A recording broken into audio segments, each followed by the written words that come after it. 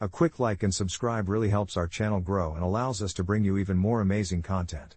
Thank you for your support. It was a rainy Tuesday afternoon when everything changed. The kind of day that makes the world feel washed out and gray, the kind that almost begs for a cup of something warm and a cozy blanket. But, instead of snuggling up with a good book or curling into the comforting embrace of my well-worn couch, I was standing in the middle of my kitchen, staring at the lifeless shell of what used to be my marriage. The scent of burnt coffee hung heavy in the air, a bitter reminder of my failed attempts to hold it all together. Outside, the rain drummed against the window, a steady rhythm that matched the pounding in my chest. I could hear the echo of laughter from the two people who had shattered my world just days before, my best friend, Sarah, and my husband, Jake. Irony had never tasted so bitter. The two of them, the very cornerstones of my life, had turned into the wrecking ball that tore down everything I had built with love and trust. I stood at the kitchen sink, the light from the window casting a dull glow over the faded tiles, their once bright colors now dulled by time and neglect. I could still see the heart-shaped stickers that my daughter, Mia, had placed on the cabinet doors when she was little, remnants of a happier time. My fingers traced the edges of those stickers, and the memory of her giggles stung like salt in a fresh wound. The betrayal had been swift and merciless. One day, I was making plans for a family vacation, envisioning sun-soaked days on the beach, and the next, I was unraveling the truth. They thought I was oblivious, that I was too wrapped up in my own world to notice the stolen glances, the whispered phone calls, the sudden distance between us. But I wasn't blind. I had just chosen to ignore the cracks in our facade, hoping they would heal instead of widen. With every step I took through our home, silent echoes of happier moments haunted me. I could hear Mia's laughter bouncing off the walls in the hallway, her little feet pattering down the stairs, but all of that felt like a lifetime ago, as if I belonged to another world entirely. Now, all I could feel was the weight of their betrayal pressing down on me, and I was teetering on the edge of something dark and dangerous. I couldn't just let this go, I owed it to myself, and to Mia, to fight back. As the rain continued to pour, drowning the world outside, I felt something stirring within me, a quiet resolve, a flicker of vengeance that I had never known I possessed. What would the best theoretical ideas be in this circumstance? I didn't know yet, but I was determined to find out.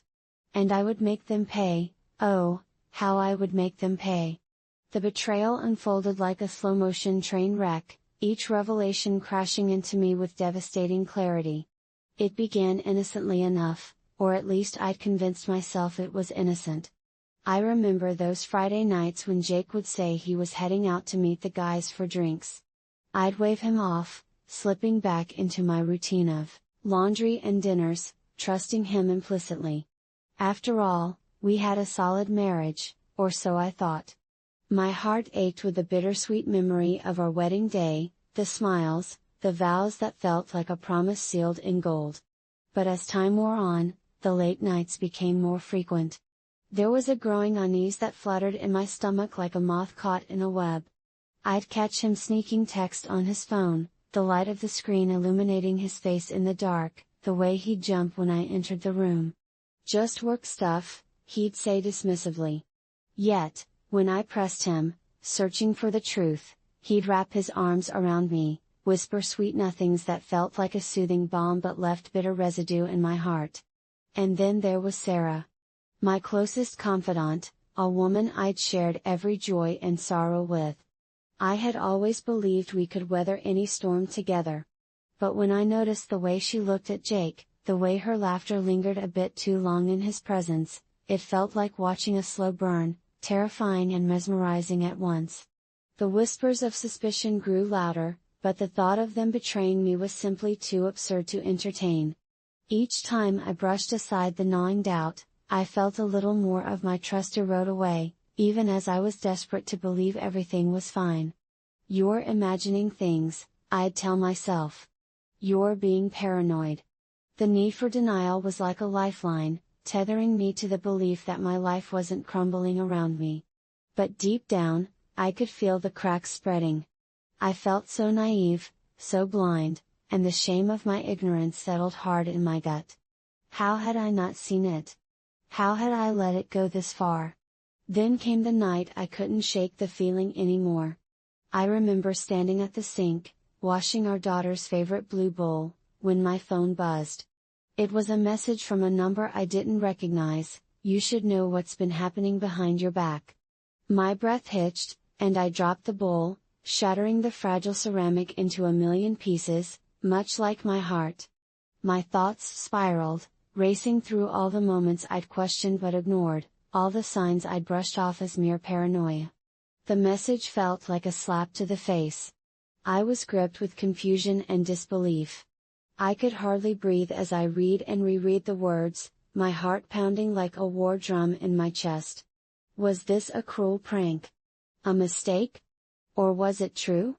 My mind raced through 100 scenarios, each more painful than the last, until I picked up my phone and dialed Sarah. After a few rings, her cheerful voice answered, a sound that now struck me like fingernails on a chalkboard. "Hey, what's up?" she chirped, and I could hear the background noise of laughter. My world narrowed down to her voice, each syllable twisting the knife deeper. The betrayal felt like a dark cloud, suffocating me with its weight. "Are you and Jake?" I couldn't even finish the question, but the silence stretched between us, brittle as glass, and I could hear the laughter in the background still churning like a storm, taunting me. Sarah hesitated, and in that moment, everything I thought I knew about our friendship began to unravel. "What do you mean?" she finally asked, her voice too sweet, too innocent. "Don't play coy with me, Sarah. You know exactly what I'm talking about," I bit out, my voice trembling with a mix of rage and despair. I needed to wake up from this nightmare, to shake off the impending doom that clung to me like a second skin. But as I waited for her response, a sickening feeling settled in my stomach. She wasn't surprised by my question. "I don't know what you're talking about," she replied, but I could hear the tremor in her voice, fear or guilt, I wasn't sure which.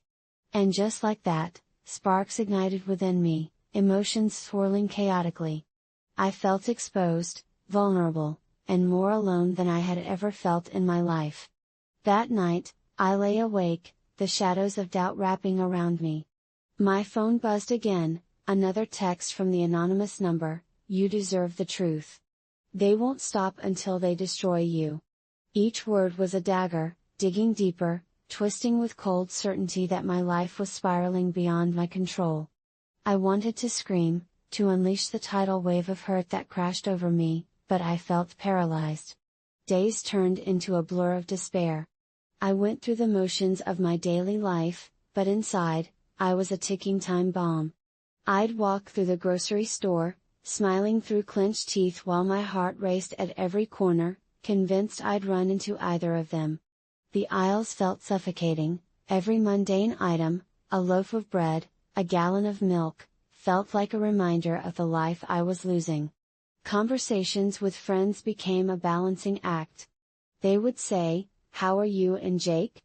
And I'd plaster on a smile, my throat tightening at the lie. "We're great," I murmured, even as I felt my trust fraying at the seams. Every time someone brought him up, my insides twisted, anger bubbling just beneath the surface. It felt like I was wearing a mask, a facade that grew heavier by the day.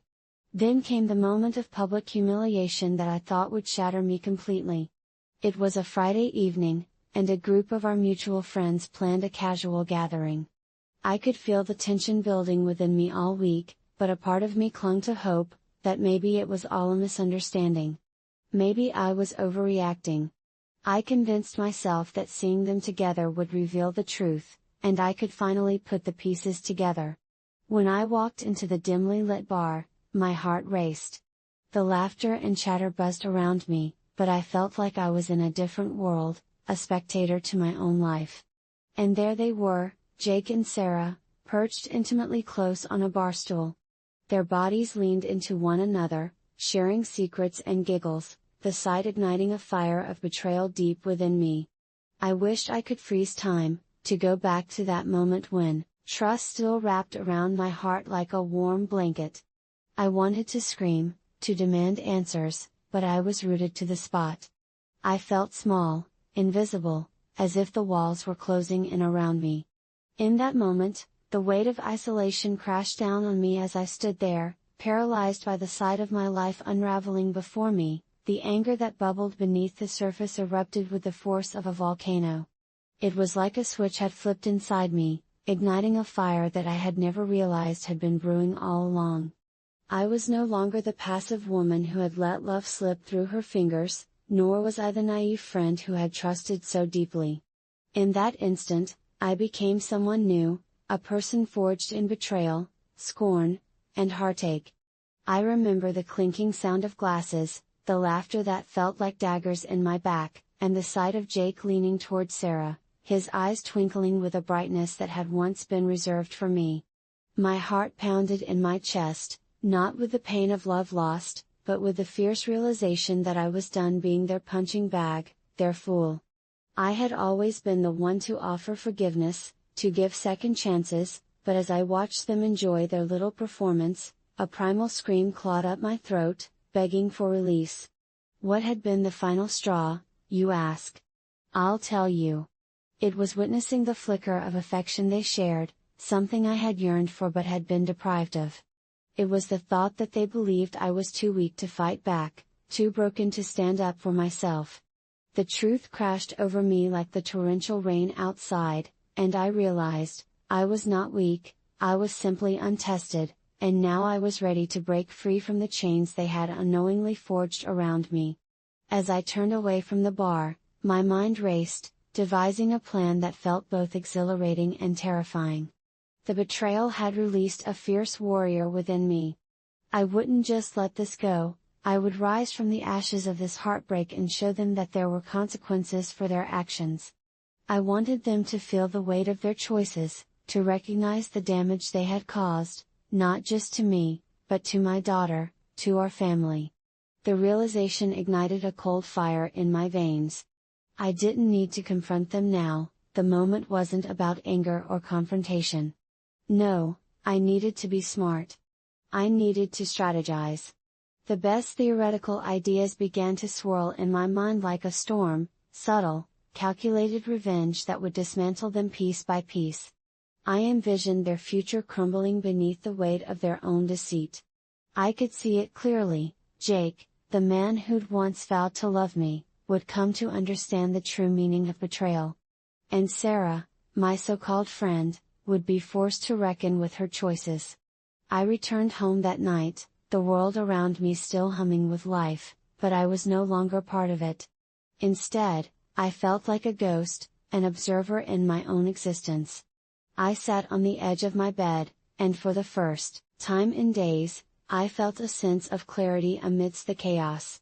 The rain continued to fall outside, beating rhythmically against the window as if it knew the storm that was brewing inside me. As I stared at the pale ceiling, I envisioned what I would do. I would gather evidence, photos, texts, anything that would shatter their world as they had shattered mine. I would twist their own lies into weapons against them, forcing them to confront the reality of their betrayal. They thought they could have it all without consequences, but they were about to learn how wrong they were. Mia's innocent laugh echoed in my ears, bringing me back to the reality of my decisions. The plan took shape like a carefully constructed puzzle, each piece sliding into place with an ominous sense of satisfaction. It wasn't about rage, it was about precision, about crafting a masterpiece of revenge that would leave them breathless and regretful. I would turn their own tactics against them, a game of chess where I intended to be several moves ahead. Here's how I envisioned the steps unfolding. I needed proof, solid evidence that couldn't be denied. I had always been observant, but now I would take it to a level I'd never dared before. Using social media, particularly Instagram and Facebook, I'd keep an eye on their posts, comments, and interactions. I'd create a fake account to follow them discreetly, lurking in the shadows as I gathered intel.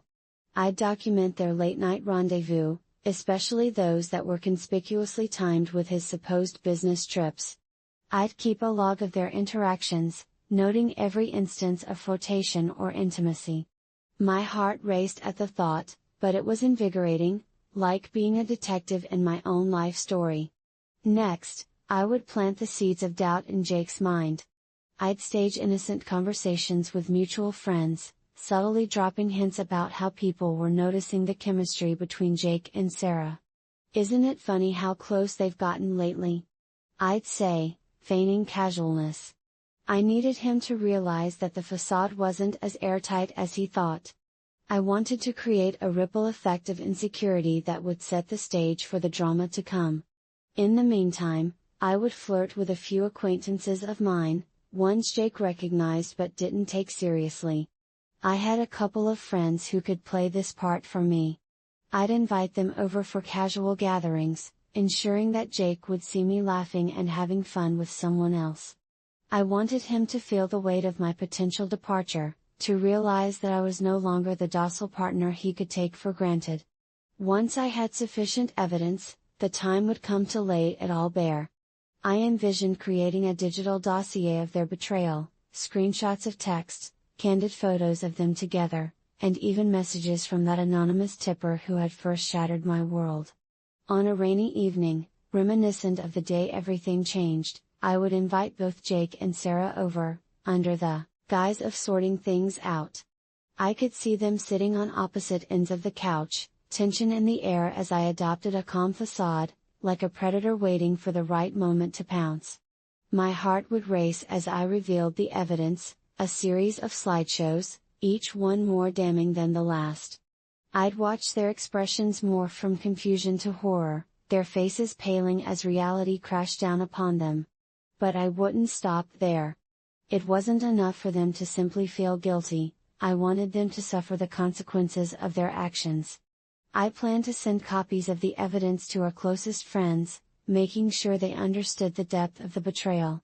Jake would lose not just me, but the respect of those he had lied to, and I wanted them to witness his downfall firsthand. I'd imagine the phone calls in the following days, the whispers, and the awkward encounters at social gatherings. I wanted my revenge to be a spectacle, a public unraveling of the day arrived. I felt the air crackle with electric tension, heavy, like the storm clouds that loomed over my home. I had invited them both under the guise of wanting to talk, to mend the wreckage, seeking clarity. As I prepared for their arrival, I felt a mix of anxiety and exhilaration, a predator ready to reveal its trap. When the doorbell rang, my heart thundered. I opened the door with a calmness I didn't quite feel, masking the storm raging inside me.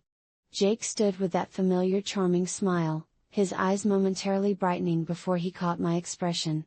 Sarah stood beside him, her laughter faltering as she realized something was off. The tension between us was palpable, a fraying thread about to snap. "Hey, thanks for coming," I said, my voice steady, betraying none of the fury bubbling below the surface. I ushered them inside, forcing a smile that felt more like a snarl. They settled on the couch, an awkward distance between them, a chasm they didn't yet understand. "Is everything okay?" Jake asked, concern clouding his features. His brow furrowed slightly, and I could see the wheels turning in his mind, trying to decipher the invitation's true intent. "Perfectly fine, actually," I replied, my lips curling into a smile that didn't reach my eyes. "I've just been doing some thinking. About us." I motioned to the coffee table where I had neatly arranged a stack of printed screenshots and photos like trophies displaying their sins. Their eyes followed mine, and I could see the color drain from Jake's face, recognition dawning too late. "What's this?" Sarah asked, her voice sharp, laced with a hint of panic. "It's what you think it is," I said, my voice dripping with cold certainty. I picked up the first piece of evidence, a photo of them laughing together at a bar, the very moment I had become a ghost in my own life. "You see, I've been gathering some information. It turns out that while I was at home, you two were busy painting a very different picture." Jake swallowed hard. "What do you mean?" He shifted in his seat, and I could see him trying to find the right words, but they eluded him like a child caught stealing cookies from a jar. I slid the photo across the table toward him, watching as realization washed over his face. "That's the night you told me you were working late. Isn't that funny?" I leaned in slightly, my voice lowering to a conspiratorial whisper. "You lied to me, right to my face." Sarah, realizing the game had changed, turned pale. "It's not what it looks like," she exclaimed, her bravado slipping. "Really?" I replied, tilting my head. "So it wasn't you two sharing a laugh, sharing a connection? Because I have more. Much more." With deliberate slowness, I unveiled the next piece of evidence, a text message exchange between them. The words felt like knives, sharp and unforgiving. "I can't wait to be with you," I read aloud, my voice steady as I met Jake's shocked gaze. "And this one, you make me feel alive again. Remember that." I wonder how it'd feel for Mia to read these words one day. With each revelation, I could see the disbelief morph into horror on their faces. Jake's mouth opened and closed like a fish out of water, each word he attempted to form crumbling to dust before it could escape. Sarah's the fallout was as spectacular as I had envisioned, but nothing could have prepared me for how the aftermath would unravel. The initial shock on their faces transformed into a whirlwind of emotions, confusion, desperation, and eventually, anger. But it was a different kind of anger. It felt like the kind of desperation that comes from being cornered, and I relished every moment of it. Jake sat there, mouth agape, trying to string together a defense that was destined for failure. "You don't understand," he stammered, his bravado crumbling. "It was a mistake."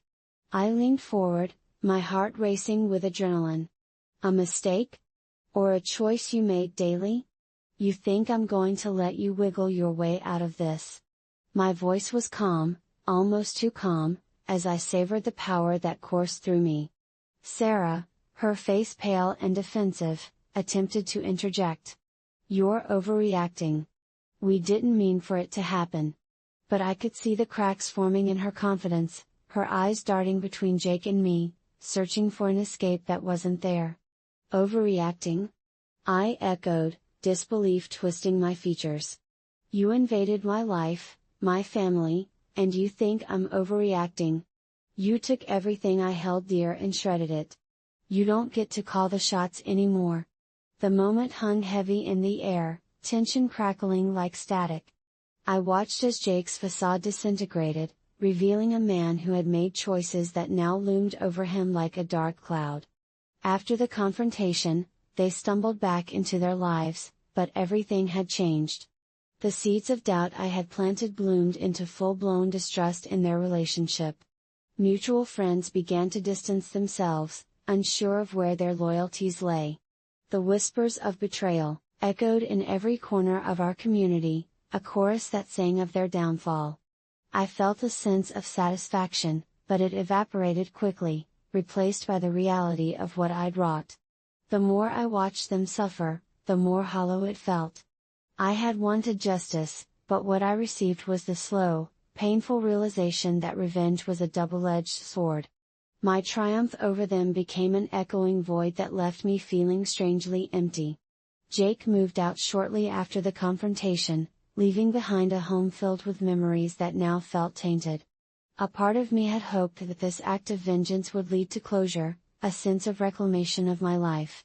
But instead, I was left staring at the remnants of what had been, a crumbling marriage, a fractured friendship, and a daughter who deserved none of this chaos. Mia, sweet and innocent, bore the brunt of our decisions. I watched her play in the remnants of our once happy home, her laughter now tinged with confusion and uncertainty. The world she had known was crumbling beneath her, and I felt helpless as I tried to shield her from the storm of adult emotions swirling around us. The more I distanced myself from Jake and Sarah, the more I realized that I had created a rift that couldn't be easily repaired. Our friends whispered about the scandal over coffee, tensions ran high in social circles, and I became a topic of discussion rather than a participant in life as I had once known it.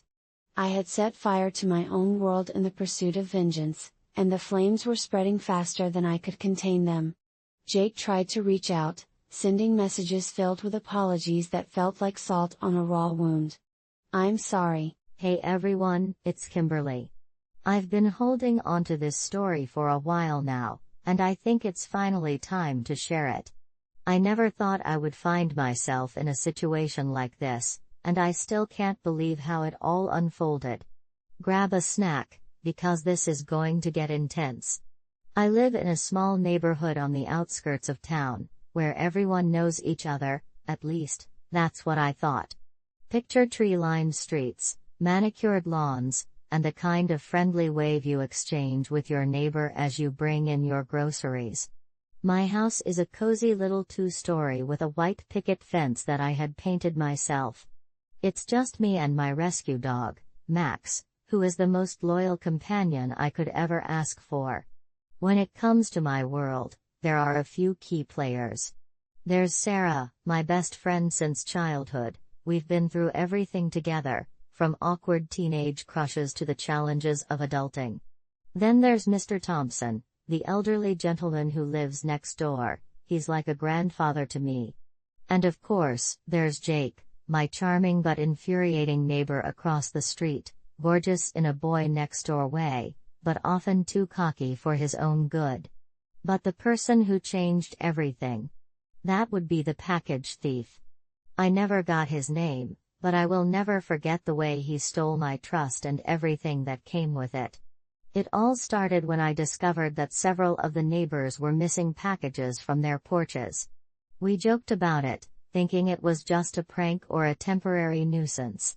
But when I found out that my precious delivery, a brand new camera I had saved for months to buy, had been taken, that's when everything shifted. I remember standing there, staring at the empty space where my package should have been, my heart pounding with disbelief. I felt violated. I felt angry. I felt a burning need for justice that bubbled up within me, and that's where my story truly begins. As I dug deeper into the mystery of the package thief, I soon found out that getting my stuff back wouldn't be enough. I wanted him to know how it felt to be on the receiving end of betrayal, to have something precious stripped away without warning. So, buckle in, because this is the tale of how I turned my heartbreak into it wasn't just the camera that was taken, it was a piece of me, a reflection of my hard work and the joy that came with finally owning something I truly wanted. I had spent countless hours researching, saving every penny from my grocery budget, cutting back on weekend outings with Sarah, and skipping out on the latest trendy coffee shop just to afford that camera. When I finally placed the order, I had imagined the photos I would take, capturing Max's goofy expressions, the flowering trees in spring, and all the moments that made this little neighborhood feel like home. The day it was scheduled to arrive was supposed to be a milestone. I had even set aside time to unbox it with a glass of wine, feeling like I was finally stepping into a world of my own. So when I checked the tracking app that morning, my excitement turned to dread as I realized it had been marked delivered. I hurried to the porch, my heart racing, only to find that empty space mocking me. I searched everywhere, convinced I had just overlooked it. I even asked Mr. Thompson if he had seen a package lying around. But no one had. After posting about the theft in our neighborhood group chat, it became painfully clear that I wasn't the only victim. Sarah had lost a beautiful sweater she was supposed to wear for an upcoming wedding. Another neighbor had his son's birthday gift stolen, a shiny new drone. The anger started brewing. It was like a poison spreading through our little community. But the worst part was discovering that the thief didn't just come and go under the cover of night. No, he was living among us. Just days after my package was stolen, I saw him casually strolling past my house, a smug look plastered on his face as he glanced at the empty porch. It was then that I recognized him, a friend of a friend, someone I had even exchanged pleasantries with at the last neighborhood barbecue. My stomach churned at the thought. This was someone who I had trusted, someone who had shared laughs and food with neighbors like me, and yet here he was, betraying that trust with every step he took. The more I thought about it, the more the betrayal twisted my insides. I felt like a fool for ever believing that we were all looking out for each other. It was as if the very foundation of my community, built on trust and familiarity, had crumbled beneath me. I began to obsess over what I would do, how I could make him feel the way I felt, exposed and vulnerable. It was more than just anger, it was a deep ache in my chest that refused to go away. I felt like I was spiraling down a rabbit hole, my thoughts consumed by visions of retribution. This guy had no idea what he had set in motion. I started gathering evidence, not in the legal sense but in a more personal and twisted way. I found myself lurking out on my porch at odd hours, hoping to spot him again. I took to social media, combing through his posts, trying to glean any information that would help me understand his life. It was like I was a detective in a movie, except the plot was getting darker by the day. I learned he had a history of petty crimes, little things that made his character more predictable, but also more infuriating. Then came the day I saw him again. This time, he was walking with a group of friends, laughing, as if the world was his playground. I watched him from my window, my heart racing with a mixture of fury and despair. He was wearing that ridiculous beanie he loved so much, and I remember thinking that it made him look even more insufferable. And that's when it hit me, the realization that he was living his life without a care while I was stuck in this whirlwind of resentment. But it didn't stop there. The sense of violation morphed into a paranoia that consumed every waking moment. I started asking myself if he would one day come back. What if he targeted my house again? Or worse, what if he decided to escalate his antics? I had always been a relatively private person, but now I was constantly peeking through the blinds, studying the street for any sign of him. Each shadow cast by the trees felt like a potential threat. Then one night it happened. I was up late, scrolling through social media, when I saw him post a photo of himself holding a brand new camera, the same kind I had lost. My heart dropped as I read the caption, "Just got this sweet rig. Can't wait to shoot some amazing pics." I felt a wave of nausea wash over me. My camera. My dream stolen and flaunted in front of my face like a trophy. That was the moment everything changed. I started plotting the ultimate plan. It was no longer just about getting my camera back, it was about delivering a message. I wanted him to feel the weight of his actions, to understand that what he had done wasn't a mere theft, it was a betrayal of the community he pretended to be part of. I wanted him to know that I wouldn't be a passive victim any longer. I was ready to fight back. As I lay in bed that night, staring at the ceiling, an idea began to blossom in my mind. I thought of all the times we had shared a laugh over some shared community event, of how we had been in close proximity, completely unaware of the dark side of his character. It would be poetic, almost fulfilling, to show him the consequences of his actions, not just in a physical way, but emotionally too. I remembered how our neighborhood had a tradition of community potlucks every month. Everyone was always encouraged to bring a dish, and it was a good way to bond, to maintain that facade of kindness. But this time, I would turn that tradition on its head. I would make it an event he would never forget. I started planning my dish, a delectable chocolate cake with a surprise ingredient. An ingredient that would definitely ruin someone's appetite, laxatives. I had done my research, it would be hard to detect and wouldn't cause any permanent damage, just an embarrassing night he would remember. It was a sickening thought, but I was filled with a rush of exhilaration. I could almost visualize his face as he took a bite and grimaced, realizing he had bitten off more than he could chew, just like I had when he stole from me. The night of the potluck arrived, and I was a whirlwind of nerves and excitement. I dressed carefully, making sure I looked the part of the friendly neighbor, ready to serve my chocolate cake like it was the pièce de résistance of the evening. I pretended everything was fine, laughing with Sarah and Mr. Thompson as they praised my baking skills. But inside, I was a storm, every laugh a reminder of the calm before the chaos I was about to unleash. When he finally arrived, I felt the energy in the room shift. He entered with that same carefree demeanor, flashing smiles at people who had no idea of his true nature. I could feel the anger bubbling beneath my surface, but I kept it in check as I casually approached him, my heart racing. I had carefully crafted my plan, and now it was time to set it in motion. With each step toward him, I felt a mix of triumph and trepidation. The potluck was buzzing with laughter and the clinking of forks, but for me, the world had narrowed down to just him. I approached casually, my smile in place, determined to keep my composure as I offered him a slice of my chocolate cake. "Hey, Jake. You have to try this. I made it special for the potluck," I said, my voice steady despite the chaos brewing inside me. He flashed that infuriatingly charming smile, and for a brief moment, I felt the same foolish trust I once had. But that fleeting sentiment dissipated quickly as he took the slice from my hands, completely oblivious to what awaited him. As the evening progressed, I made sure to keep my distance while still keeping an eye on him. I chatted with other neighbors, feigning casual interest in their lives while my mind was racing with anticipation. I could see him enjoying the cake, and each laugh he let out made my heart pound. Was he suspicious?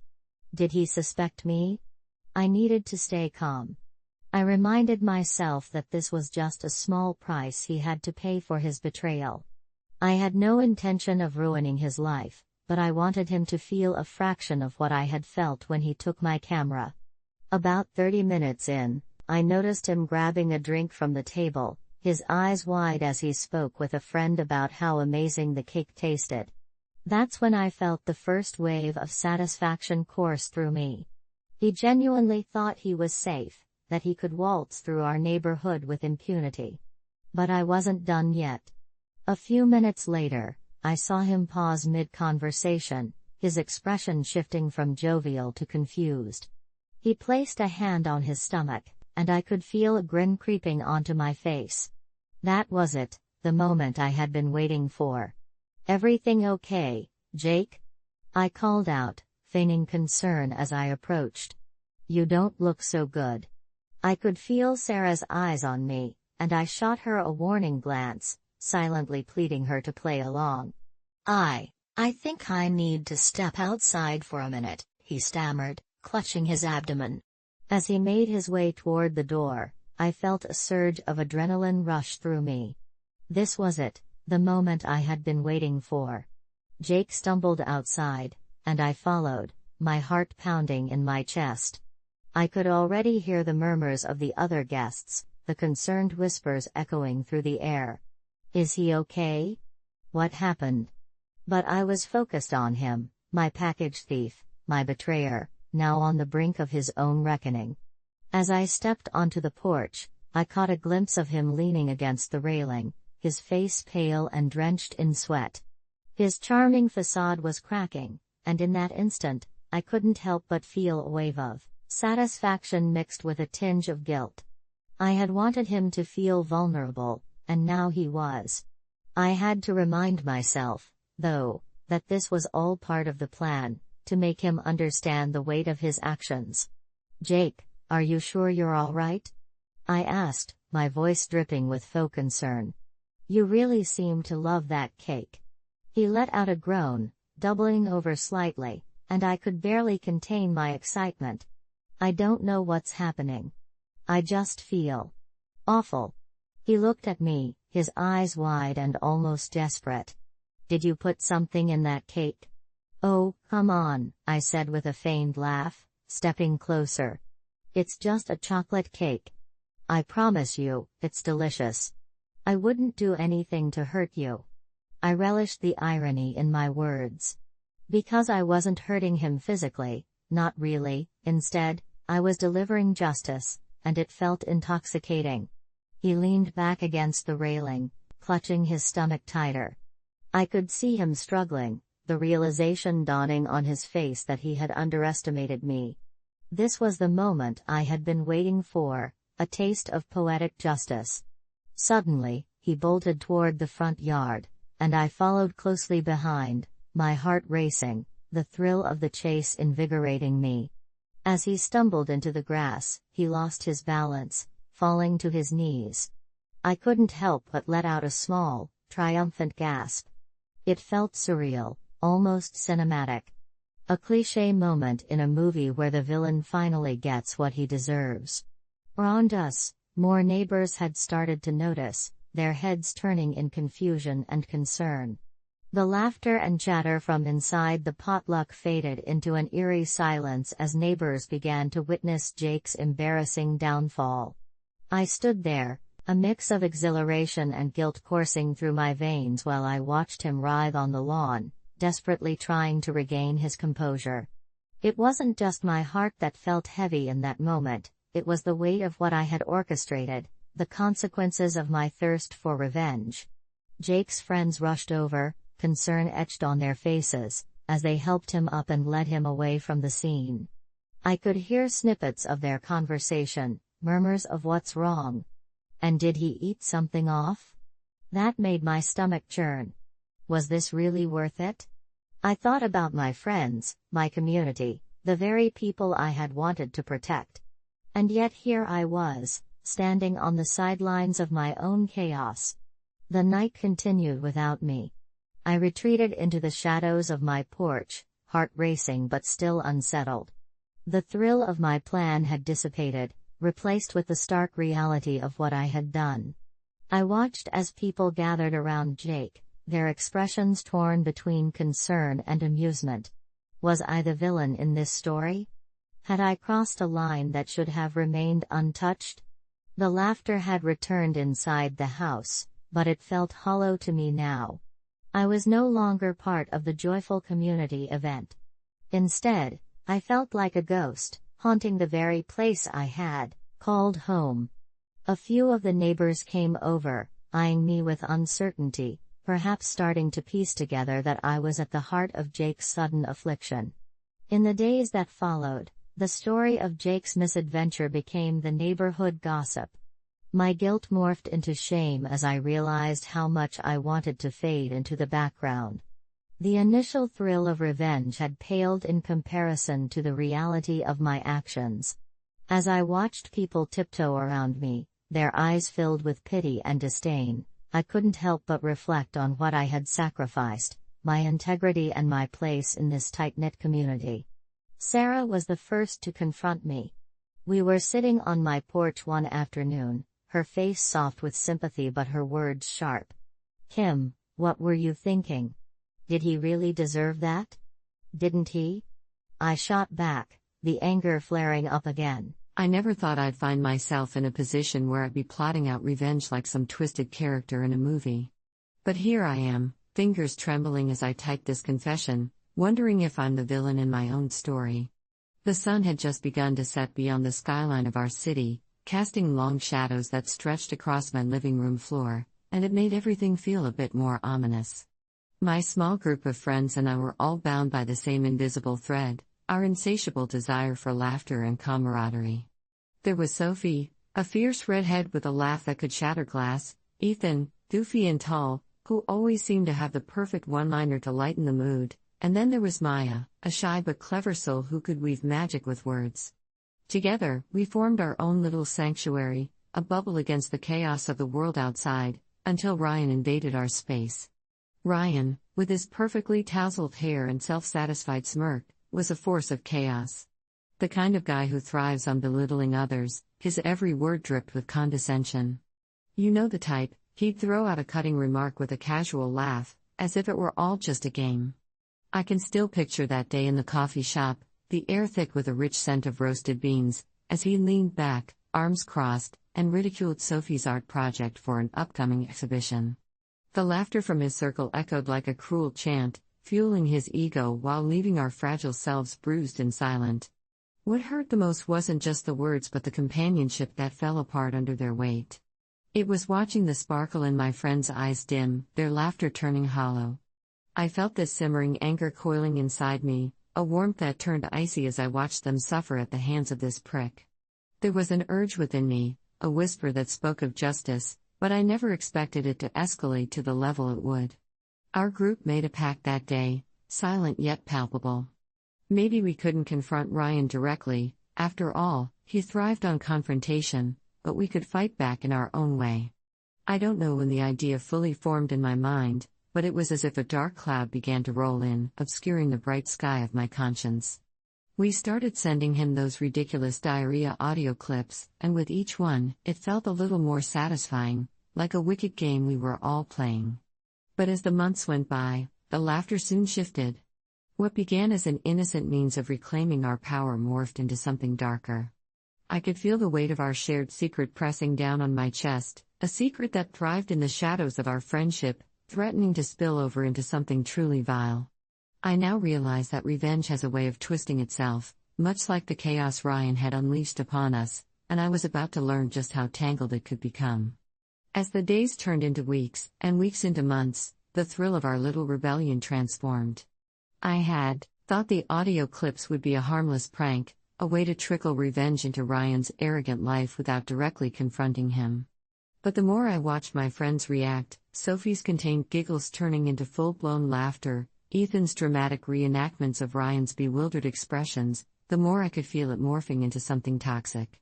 But nothing could have prepared me for the night everything unraveled. We were hanging out in my living room, laughter spilling over as we prepared to send Ryan yet another clip. The room was filled with the aroma of popcorn, and the soft glow from the fairy lights danced around us like ethereal fireflies. But the mood shifted when Maya paused, her eyes darting nervously to the floor. "Are we really doing this?" she whispered, her voice barely audible amidst the chaos. The question hung there, heavy and oppressive, and I could see the unease etched across her face. "What's the harm?" I shot back, the defensiveness creeping into my voice. "He deserves it." He made Sophie cry. Sophie's laughter stilled, replaced by a wrinkled brow of concern. "But is this who we want to be? Do we really want to stoop to his level?" I felt a stab of irritation at her hesitation. It felt unjust, as if she were undermining the bond we were forging against our common enemy. The inner turmoil began to churn. But what if we don't respond? What if we just let him win? I countered, trying to mask my growing uncertainty with bravado. But her eyes were wide, searching. Then, that night, a text came through. It was from Ryan, and my heart sank upon reading it. "Wow, you losers think you can get to me with your childish pranks? I feel sorry for you. Keep it coming, it only proves how pathetic you all are." The words hit like a punch to the gut. I could hear Ryan's laugh in my mind, the very sound that had driven us to this point, ringing in my ears with renewed force. Confusion and disbelief washed over me. Didn't he see how much we were hurting? Didn't he realize that he was the reason we had resorted to this misery?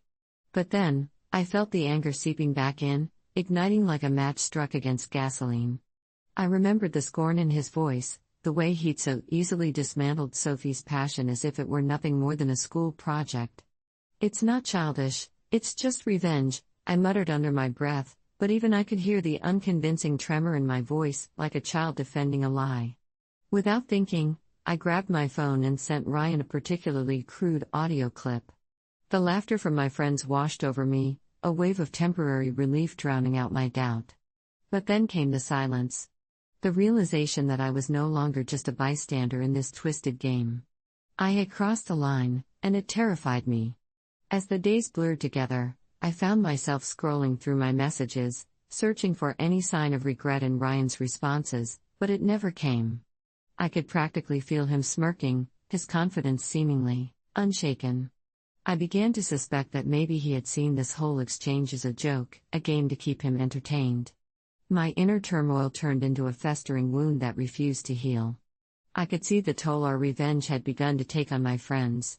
Sophie's laughter dimmed, replaced with a cloud of uncertainty that lingered in her eyes.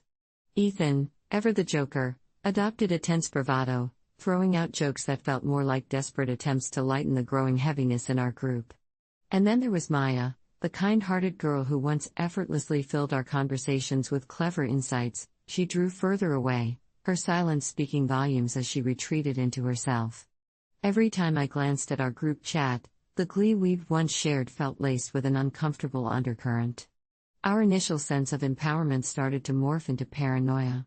The more we sent those clips, the more I felt the need to justify our actions to myself.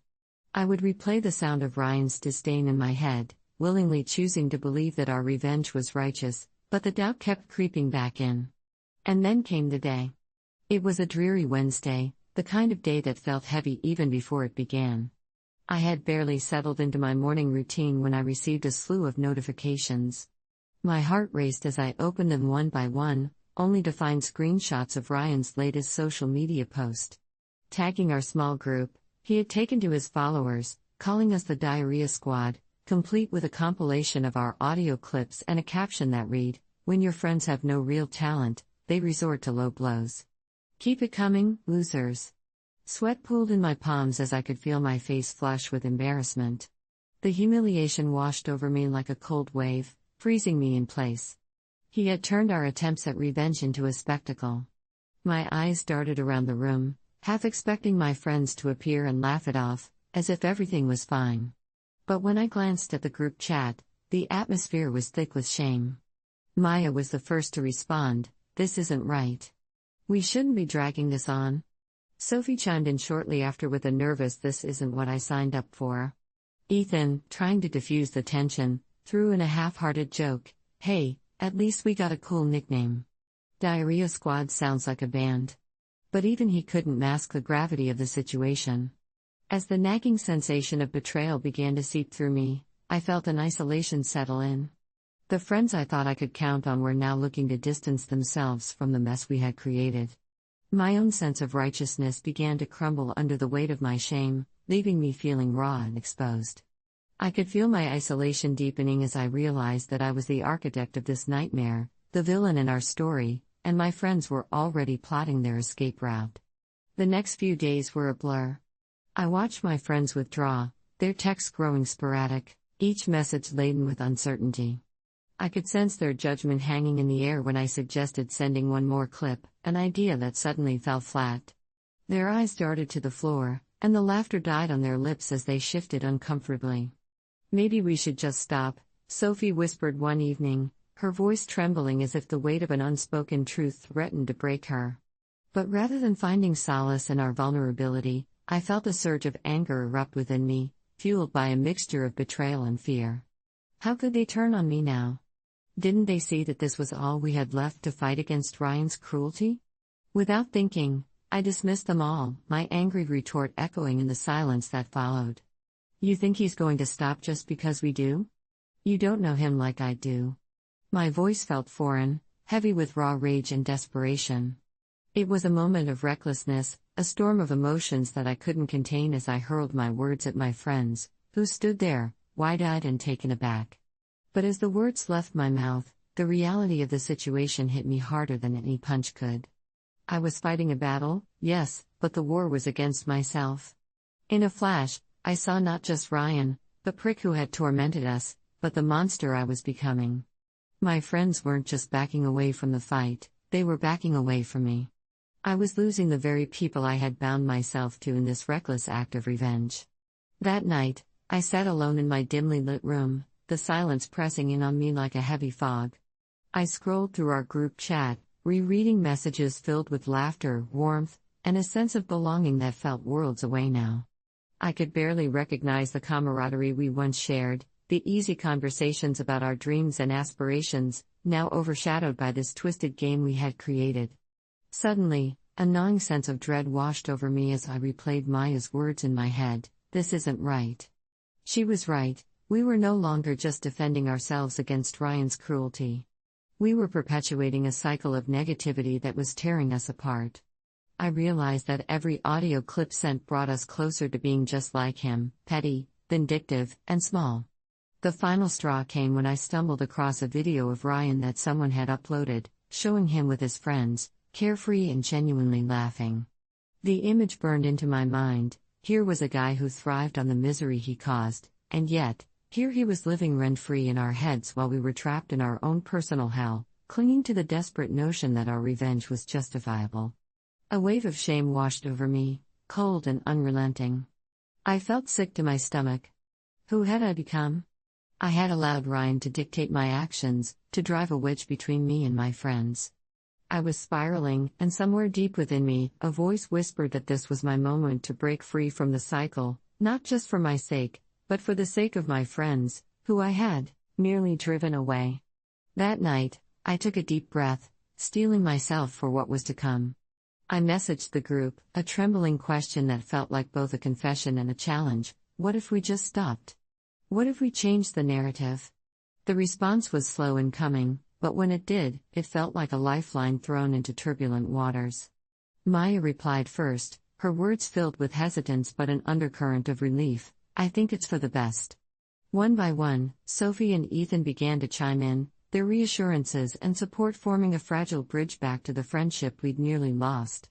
As the conversation unfolded, I could feel the weight lifting, like a curtain being pulled back to let in the light. Maybe we could find a way to reclaim our peace, to rise above the pettiness that Ryan had sparked within us. It wouldn't be easy, but for the first time in months, I felt as though we could do it together. In that moment of vulnerability, I realized that revenge did not have to define us. We could choose empathy over anger, laughter over bitterness. As I stared at my phone after that pivotal conversation, a new idea began to form in my mind. A way to take back our power without continuing the toxic cycle Ryan had forced upon us. The thought sparked excitement within me, and I couldn't help but smile as I put together a clever plan that promised not only to reclaim our dignity but to show Ryan that we were not the pathetic losers he thought we were. The first part of the plan was deceptively simple: we would stage a distraction.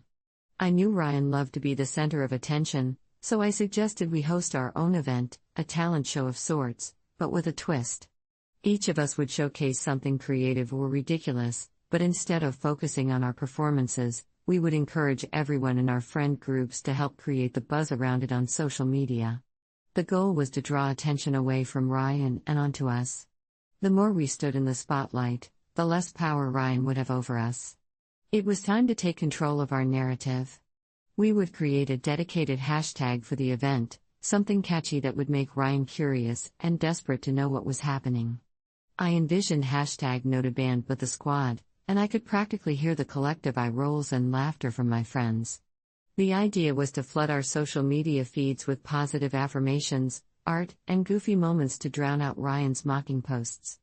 If he wanted to engage with us, he would have to step into our world, which was filled with joy rather than petty revenge. Next, we had to orchestrate a direct invitation to Ryan, but this time, it would be different. We would send him a formal invite to our talent show, complete with an absurdly playful design. I crafted the message, blending sincerity with sarcasm. Dear Ryan, your presence is requested at our inaugural talent showcase. We would be honored to have the esteemed judge of all things talentless witness our mediocre creations. Date and time, TBA, we know you have a busy schedule. The plan was to make him feel included, to draw him back into our circle while flipping the script. I wanted him to see us not as the pathetic losers he labeled us, but as a group of friends having fun without him, an exclusive event he was missing out on. On the day of the talent showcase, we transformed my living room into a makeshift stage. Each of us prepared our acts, a mix of singing, bizarre skits, and even dance-offs that bordered on the ridiculous. I created a PowerPoint presentation filled with inside jokes and images from our shared past that captured our friendship and laughter. The goal was to celebrate us and remind ourselves of the bond we had formed, even in the midst of the chaos Ryan had instigated. We agreed to keep Ryan updated through our group chat. As we shared pictures and videos leading up to the event, we made sure to include little nods to the joy found in each other. I could feel the anticipation building, as if we were reviving the true essence of our friendship, and each post felt like a small victory against the negativity Ryan had cast over us. The night of the talent show arrived, and with it came a wave of nervous energy. We live-streamed the event to our friends and followers, and even though Ryan hadn't yet, the energy in the room crackled with anticipation as we adjusted the makeshift stage lights, casting a warm glow across the gathered faces of my friends. My heart raced, and the atmosphere pulsed with a cocktail of excitement and fear. We weren't just putting on a show, we were staging a rebellion against the dark cloud Ryan had cast over our lives. With the cameras rolling, Sophie kicked off the night with her rendition of a pop song, a mix of pitchy notes and nervous laughter that had us all in fits.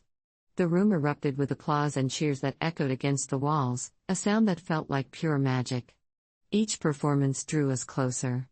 Ethan's awkward dance moves drew out tangible, bubbling laughter, his goofy, exaggerated motions painting smiles on our faces. And then, it was my turn. Taking a deep breath, I stepped onto the improvised stage, holding the microphone with a shaky grip. The room fell silent, eyes fixed on me, and for a moment, I felt vulnerable. My fingers fumbled, but then I remembered what we were doing. We were reclaiming our narrative, we were more than the Diarrhea squad. I launched into a heartfelt monologue, recounting the chaos Ryan had brought into our lives. You know, it's easy to tear someone down, but what's harder is lifting each other up, I said, my voice steadying as I caught the supportive glances from my friends. Tonight, we choose joy. We choose laughter. We choose each other. The room erupted in ovation. As I stepped back from the mic, the weight I had carried for months began to lift, a wave of relief washing over me. We weren't just mocking Ryan anymore, we were celebrating the very essence of who we were as a group. After I stepped down, I fought through the nervous energy bubbling in my stomach, wondering if Ryan would show up, but I shook off the thought. It didn't matter. We had each other, and we were doing this for us. Ethan had a surprise act planned. He and Sophie had teamed up for a skit that involved a mock interview with an imaginary Ryan, complete with exaggerated impressions and playful jabs. As they mimicked his condescending laugh and smug expressions, I could feel the tension draining away. The room roared with laughter, a sweet echo of the companionship we thought we lost. And then, as if the universe conspired to align our energies, just as the laughter peaked, Ryan's name lit up the group chat. What's this nonsense? You think you can just pretend I don't exist? The mood shifted. This was it, the moment of reckoning. I glanced around at my friends, their expressions revealing a mix of anxiety and excitement. Let's not let him ruin our night, I said, my voice rising with conviction. We're having fun. We're reclaiming our joy, and he can either be part of it or sit in his misery. I sent him a response, not laced with animosity, but with an olive branch. We'd love for you to join us, Ryan. We're celebrating friendship tonight. Maybe you'll learn something. The message was bold, a defiant challenge wrapped in humor. The thrill of uncertainty hung in the air. Silence enveloped our little gathering for a heartbeat as we awaited his response. I could feel my heart pounding in my chest like a war drum. Would he take the bait? My friends looked around, bouncing hints of nervous anticipation off one another. Ryan's reply came through seconds later, didn't. As the night wore on, the joy we had reclaimed began to weave a new thread into our lives, stitching together the frayed edges of our friendship.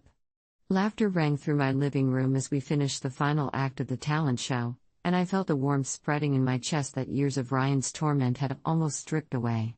Despite the echoes of his words still lingering in our minds, we had turned his taunts into a celebration of resilience. But in the aftermath of our performance, a heavy silence fell when I took a moment to glance at the group chat again. Ryan had responded.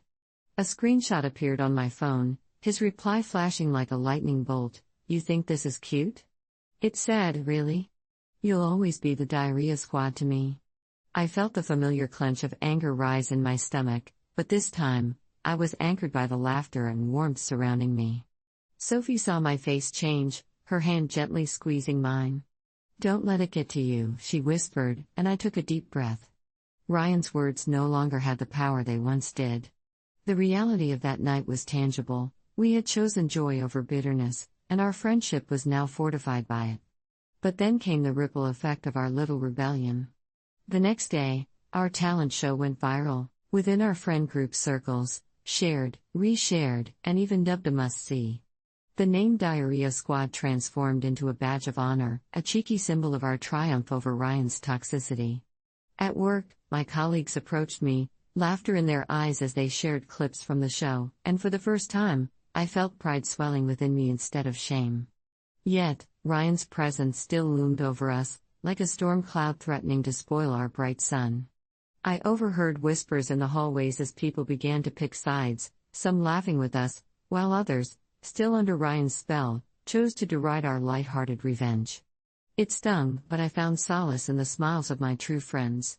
Maya, ever the perceptive one, pulled me aside one day, her voice low but earnest. "I'm proud of how we stood up for each other," she said, "but we shouldn't let him take up space in our heads anymore." I nodded, feeling the weight of her words as a sense of clarity washed over me. In that moment, I decided we would take our power back entirely. We began crafting a response video, a direct rebuttal to Ryan's mockery. Our intention was not to hurt him but to shift the narrative. We wanted to redefine our group, to show everyone, including ourselves, that we were more than someone else's punchline. We invited friends to share their own stories of overcoming bullying, of defying the negativity around them. The video turned into a montage of laughter and heartwarming tales, capturing the essence of our friendship and the strength we had found together. Instead of being defined by Ryan's scorn, we became a beacon of hope and resilience. Just as we were ready to launch the video, another text from Ryan came through, filled with snide comments and sneers. "Trying to be inspirational now? Good luck with that." In stark contrast to those words, the final product of our creation was released, and the reaction was overwhelming. Our friends rallied around us, sharing not just our video, but their own, and with every share, every like, we felt an incredible rush of affirmation. The laughter came flooding back, a reminder. It's strange how life can twist and turn so unexpectedly, like a river carving its way through rock. If you had asked me 2 years ago, while I held my newborn girl in my arms, if I believed in payback, I would have laughed it off, reveling in the joy of new motherhood.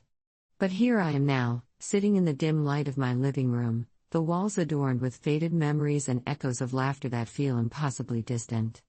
My name? Well, I don't think that matters much anymore. What matters is understanding how I ended up here, how love turned to bitterness and hope to despair, all because of the very man who once made my heart race the way it did under the soft, warm glow of fairy lights on our first date. Adam. He was everything I thought I ever wanted, charming, ambitious, and, perhaps most importantly, the father of my child. But what a beautiful illusion that was.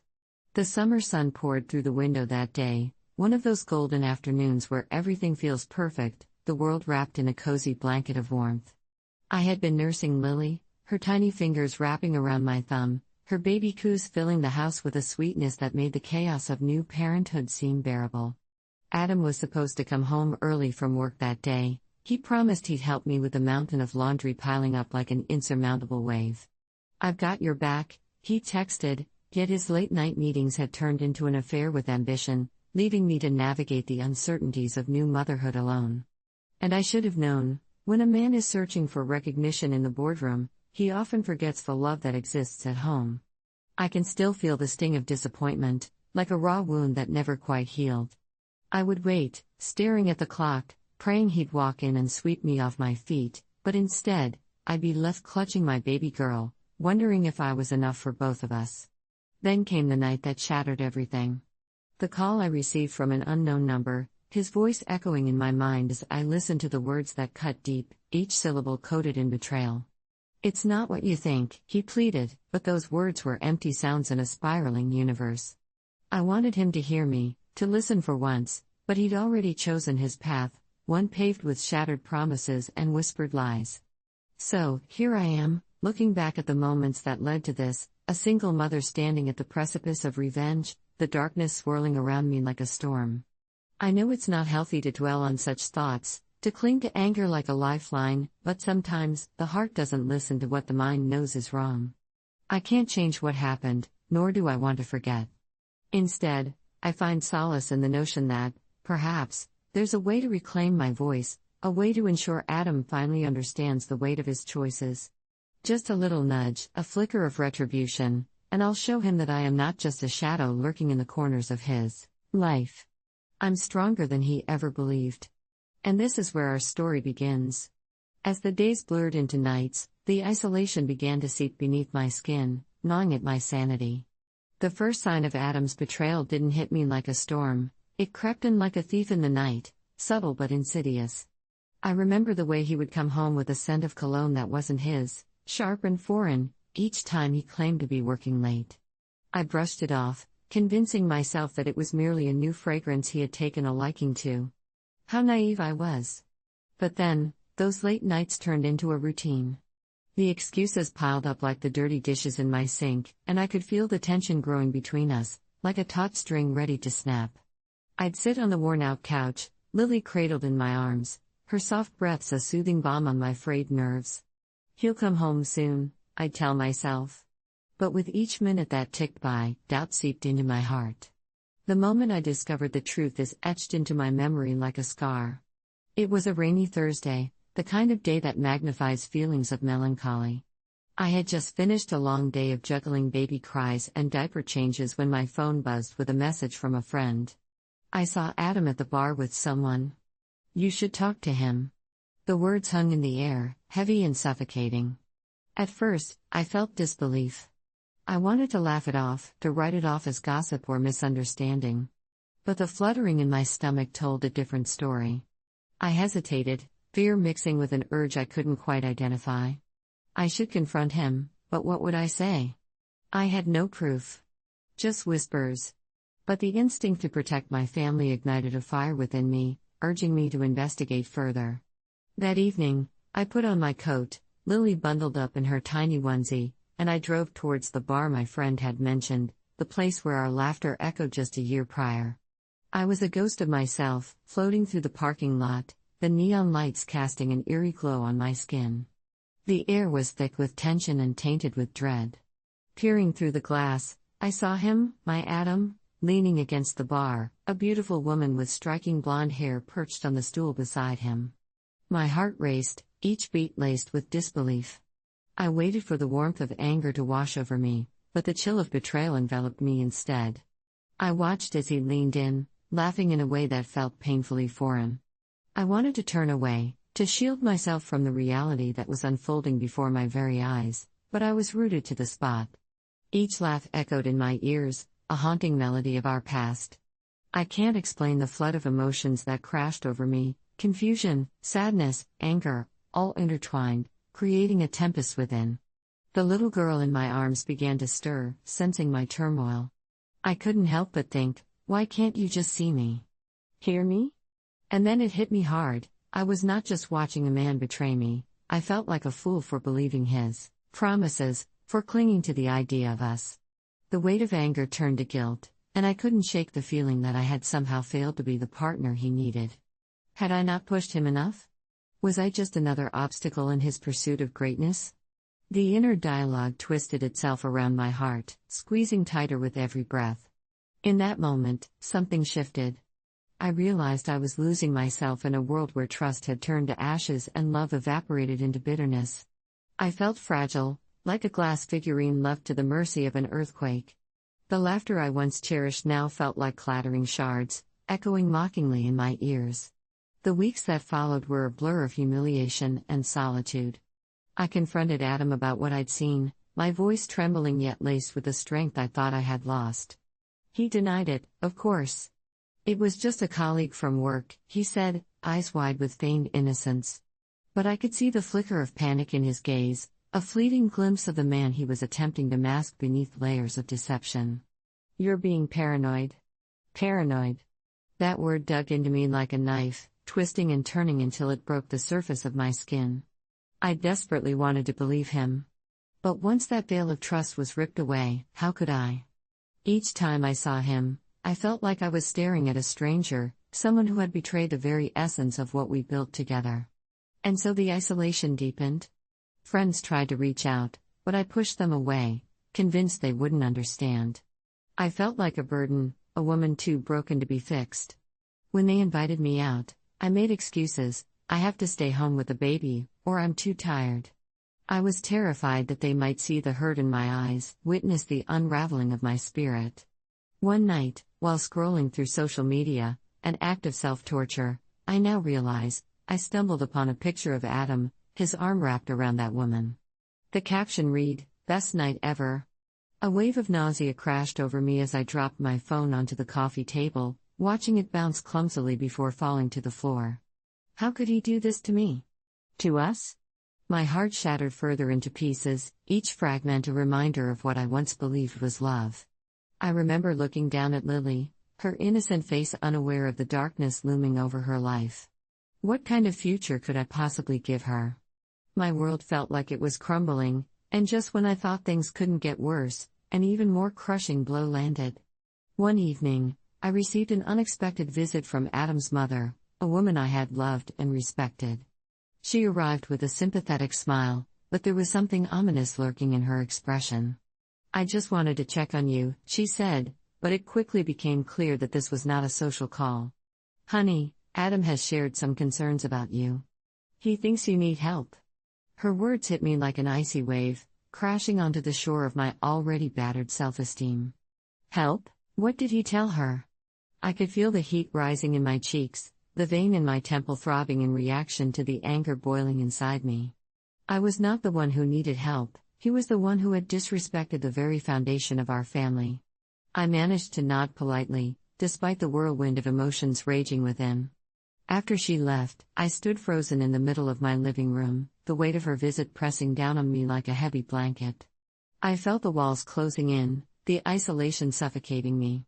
It became increasingly clear that my life was spiraling into a pit of despair, and the harder I tried to claw my way out, the deeper I seemed to sink. In those moments, I lost trust not just in Adam, but in myself. A flicker of a bold thought ignited within me, not just the desire to get back at him, but a desperate need to reclaim my identity. I was tired of being the silent victim in a narrative I hadn't chosen. That night, as the darkness enveloped my home, I sat on the floor surrounded by discarded toys and the remnants of my former life. My heart pounded with realization, a surge of clarity cutting through the fog of anger and despair. I was done being passive.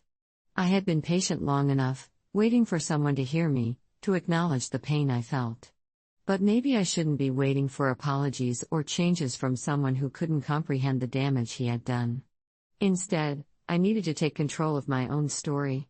The warmth of my fury coursed through my veins, igniting a spark I hadn't felt in months. I thought about the moments Adam had taken away from me, the moments of laughter and joy, the dreams of a family I had fought so hard to create. And suddenly, the idea of revenge didn't seem so monstrous, rather, it felt like a necessary step towards rebuilding my shattered self. What if I could show him the consequences of his actions? The thought curled around me like a warm blanket as I began to imagine the possibilities. Revenge didn't have to be about violence or chaos, it could be an intricate web of calculated actions, a way to force him to truly see the depths of my pain. Then, the final straw snapped. I stumbled across a text thread on his phone, carelessly left unlocked one evening. His casual exchanges with that woman were not only flirty but also full of plans, shared evenings, secret rendezvous, and inside jokes that made my heart sink. I felt the betrayal burn anew, and with it, a dark resolution coiled tightly around my heart. If he thought he could just walk away from the life we had built together, leaving me to pick up the pieces, then I would show him how deep his betrayal truly ran. In that moment, a cold, calculated clarity descended upon me. I began to imagine how I could turn the tables, how I could let him feel what it was like to lose something precious. I envisioned ways to disrupt his comfortable world, to make him question the choices he had made and the life he had discarded. What if I could expose his lies? What if I could reveal the truth to his family, his friends, the very people whose views he had manipulated to maintain his facade? The thought propelled me into planning mode, every detail meticulously weaving together like the pieces of a puzzle. Was it petty? Maybe. But wasn't it, in some twisted way, cathartic? I felt alive with purpose, a sensation I hadn't experienced in what felt like an eternity. As I allowed the idea of revenge to consume me, I felt an exhilarating rush of power. It was mine. It was a reclaiming of my narrative, a way to ensure that Adam understood the depth of his actions and the pain they had caused. I would no longer be the woman sitting in silence, waiting for validation. Instead, I would be the force that would shake his world to its core. With each passing day, I meticulously crafted my plan, the blueprint for my revenge unfolding before me like a well-practiced script. I would gather evidence, document every betrayal, and set the stage for his revealing. I would reveal to him, in the most public way possible, how his choices would impact not just me, but the very fabric of his life. It was time to stop being the victim. If he thought he could 1. Gather evidence, the first step in my plan was to collect undeniable proof of Adam's infidelity. I started discreetly monitoring his social media, saving screenshots of his flirtatious exchanges with that woman. I also reached out to a few of our mutual friends, keeping my inquiries casual. I wanted to gather intel on what he had told them about me and our situation. I even saved the messages my friend had sent me about seeing them together, dating back to the first time he had betrayed my trust. The more evidence I had, the stronger my case would be. 2. Recruit allies. I knew I wasn't alone in this fight. My best friend, Sarah, had always been a loyal confidant and someone who could help me execute my plan. I reached out to her, and after pouring my heart out, she agreed to help me. Together, we brainstormed ways to ensure Adam would not only feel the pain of his actions but also understand the consequences of losing me and Lily. Sarah brought new ideas to the table, including ways to catch him off guard. 3. Create a fake social media account. With Sarah's help, I created a fake social media account using an alias. It was time to infiltrate Adam's world. I used this account to connect with his colleagues and friends, slipping into the social circles he frequented without him suspecting a thing. I wanted to gather more insider information about his activities and, if possible, find out how many people knew about his betrayal. 4. Plant the seed of doubt. I began to casually drop hints to Adam's friends about his behavior. I would express my concerns over how distant he had become, saying things like, "I hope he's not getting too caught up with those late hours at the office," or, "Has he mentioned anything about an affair?" I wanted to create an atmosphere where he would feel uneasy, unsure of who knew what. This would sow the seeds of doubt in his mind, making him second-guess his actions and the trust he had in those around him. 5. Set up a reveal. Once I had gathered enough evidence and created the perfect environment of tension, it was time to orchestrate the grand reveal. I planned a casual dinner party at my place, inviting a few of our close friends and family members, including Adam. It was the perfect setting, a place where I could create a facade of normalcy while preparing to unveil the truth. 6. The final touch. The night of the dinner party arrived. Sarah helped me set the atmosphere, decorating the table with candles and flowers, creating an ambience that would contrast sharply with the storm brewing underneath. I prepared a slideshow of our memories together, mixed in with screenshots of Adam's text to that woman. The juxtaposition would be striking. As everyone sat down to dinner, I planned to have a casual conversation about relationships, love, and loyalty, letting the tension build before dropping my bombshell. 7. Execute the plan. As the dinner progressed, I would navigate the conversation towards fidelity, sharing stories of trust and betrayal. When the moment felt right, I would pull out my phone, telling everyone I had something special to share. I'd start the slideshow as a nostalgic trip down memory lane, but slowly, the tone would shift. The laughter would dim as the pictures of the happy family melted into evidence of Adam's lies. 8. The climax. At that moment, I would pause for effect before saying, "But I think we need to talk about what really happened behind the scenes." The atmosphere was thick, charged with an electric anticipation as friends laughed and shared stories around the dinner table. I felt both alive and numb, the delicate balance of excitement and dread swirling within me. The flickering candlelight cast soft shadows on their faces, yet I was acutely aware of the tension lurking beneath the surface. When I finally stood to present my slideshow, I could hardly hear the buzzing conversations around me. My heart thundered in my chest, drowning out the laughter that felt so foreign now. With trembling fingers, I tapped my phone, igniting the screen to life. The first image appeared, a blissful family picture of us at the park, Lily giggling in Adam's arms. "Remember this?" I began, forcing a smile that didn't quite reach my eyes. "The day we thought we had it all figured out." Laughter echoed through the room, momentarily easing the tension. But as the images shifted to happier moments, I could feel Adam's gaze on me, the flicker of confusion morphing into wariness. His brow furrowed slightly, but I pressed on.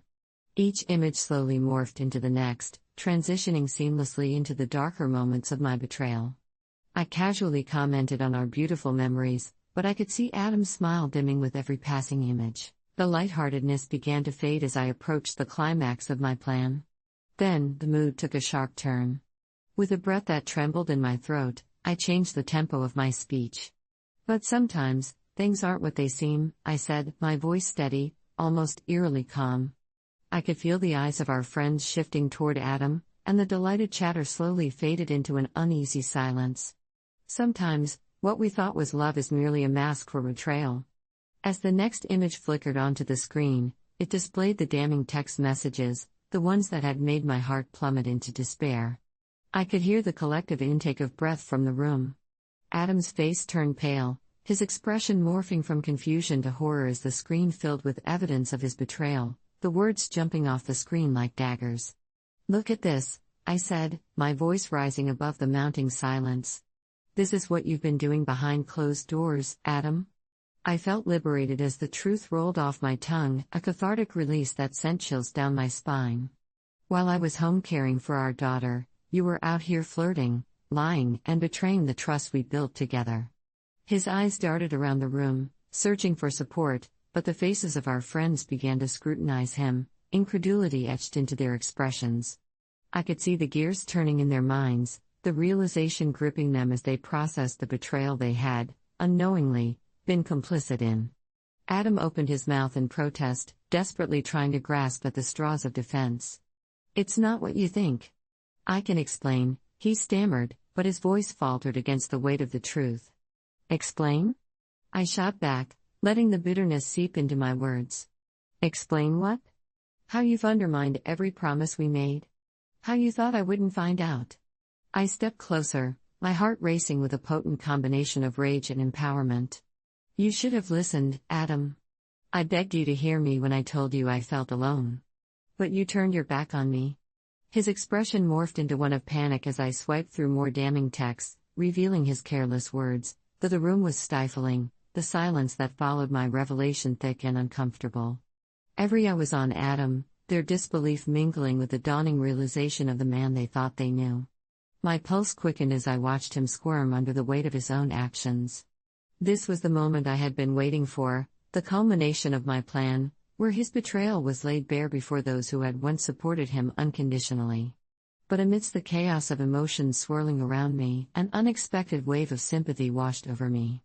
This was not just Adam's downfall, it was also the unraveling of a family, a daughter who would inevitably bear the scars of this moment. As I watched his face pale, I could feel the anger within me shift into something oddly bittersweet.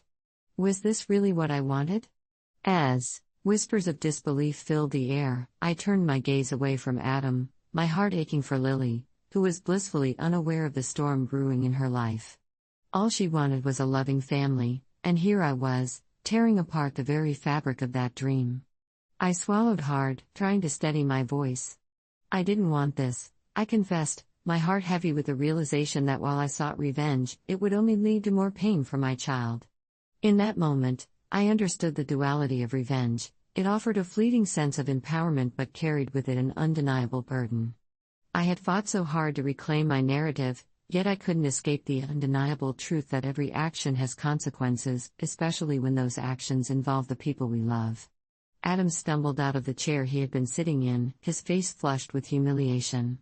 You set me up," he accused, his voice trembling. But I could see the guilt flickering in his eyes, the way he struggled to find words that would absolve him of responsibility. My heart hardened again. He was still trying to twist the narrative to his advantage, even now. "It's not a setup if you walked right into it," I replied, my voice steadier than I felt. "You chose this path, Adam.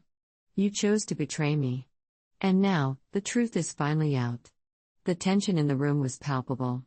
Our friends shifted uncomfortably in their seats, glancing between Adam and me as if waiting for a cue. I could sense the rift forming, the bonds of friendship being tested under the weight of betrayal. It felt like a reckoning, an inevitable fallout that had been brewing for far too long. As I continued to confront Adam, the truth began to settle over the room like a dark cloud. Some friends, once firmly in his corner, started to express their disbelief and disappointment. "How could you do this to her?" One of them finally spoke up, a friend who had always seen the good in Adam. "We trusted you." Their words cut deeper than any dagger. I had imagined this moment so many times, but hearing his friends question him, seeing the disappointment etched on their faces, stung with an unexpected intensity. I had wanted to dismantle his world, to bring him down, but I never envisioned the collateral damage it would leave in its wake. I felt the tears mist in my eyes, but I wouldn't let them fall. Not now. Not when I was so close to reclaiming my power. I deserve to be heard, and so does Lily, I reiterated, my voice stronger than before. I won't let this man take away my right to my own happiness. Eventually, Adam stumbled out of the room. I never thought I'd be here, pouring my heart out in the quiet solitude of my dimly lit living room, the remnants of my past flickering on the screen in front of me. It's the soft glow from my laptop that seems to draw out all the shadows lurking in the corners of my mind. The smell of burnt coffee clings to the air, my attempt at comfort, but it only stirs the bitter taste of what once was. It's funny, isn't it? How a single person can invade your life so deeply that even years later, they still have the power to pull the strings of your memory like a marionette moved by unseen hands. Let me take you back to that summer light, warm and inviting yet holding an undertone of something darker. I was 23, with freshly dyed auburn hair that glinted like the sun as I ran my fingers through it absent-mindedly. I had just moved to this bustling city, its pulse quickening with every honk and shout on the busy street below, the perfect backdrop for a new beginning. But it was then that I met Eric, our paths colliding like two meteors in a night sky. He was charming, with an easy smile and a laugh that could light up the darkest corners of my heart. For a while, everything felt perfect, tantalizingly sweet like the first sip of a summer lemonade. I remember the first time he whispered that he loved me, his breath warm against my ear, and how it felt like we were the only two people in the universe. But as the months rolled by, that intoxicating sweetness began to sour. Eric was the kind of guy who enjoyed chaos, a master of stirring the pot. Friends became mere pawns in his game, and I soon found myself caught in a whirlwind of jealousy and manipulation. I'd see him charming others, while I stood on the sidelines, feeling smaller with every smile he flashed at someone new. And then, after 2 years of emotional whiplash, we finally ended it, an inevitable explosion of hurt and words thrown like knives. I thought I would finally escape the chaos, the incessant drama that seemed to cling to him like a shadow. Little did I know, the remnants of our relationship would haunt me well into the years that followed. Even now, as I sit here, I can't shake the feeling that he's still out there, stirring the pot, crafting new tales that twist the truth into something unrecognizable. I thought I had moved on, but the reality of it all weighs heavily on my chest. I can't escape the tension that ripples through my life whenever I hear his name whispered in familiar circles, or when I see a mutual friend's post online, something casual that feels like a knife twisting in an old wound. I never wanted revenge, it was never in my plans. But as I map out the last few years in my head, I'm starting to realize that maybe, just maybe, it's the only way to reclaim my narrative.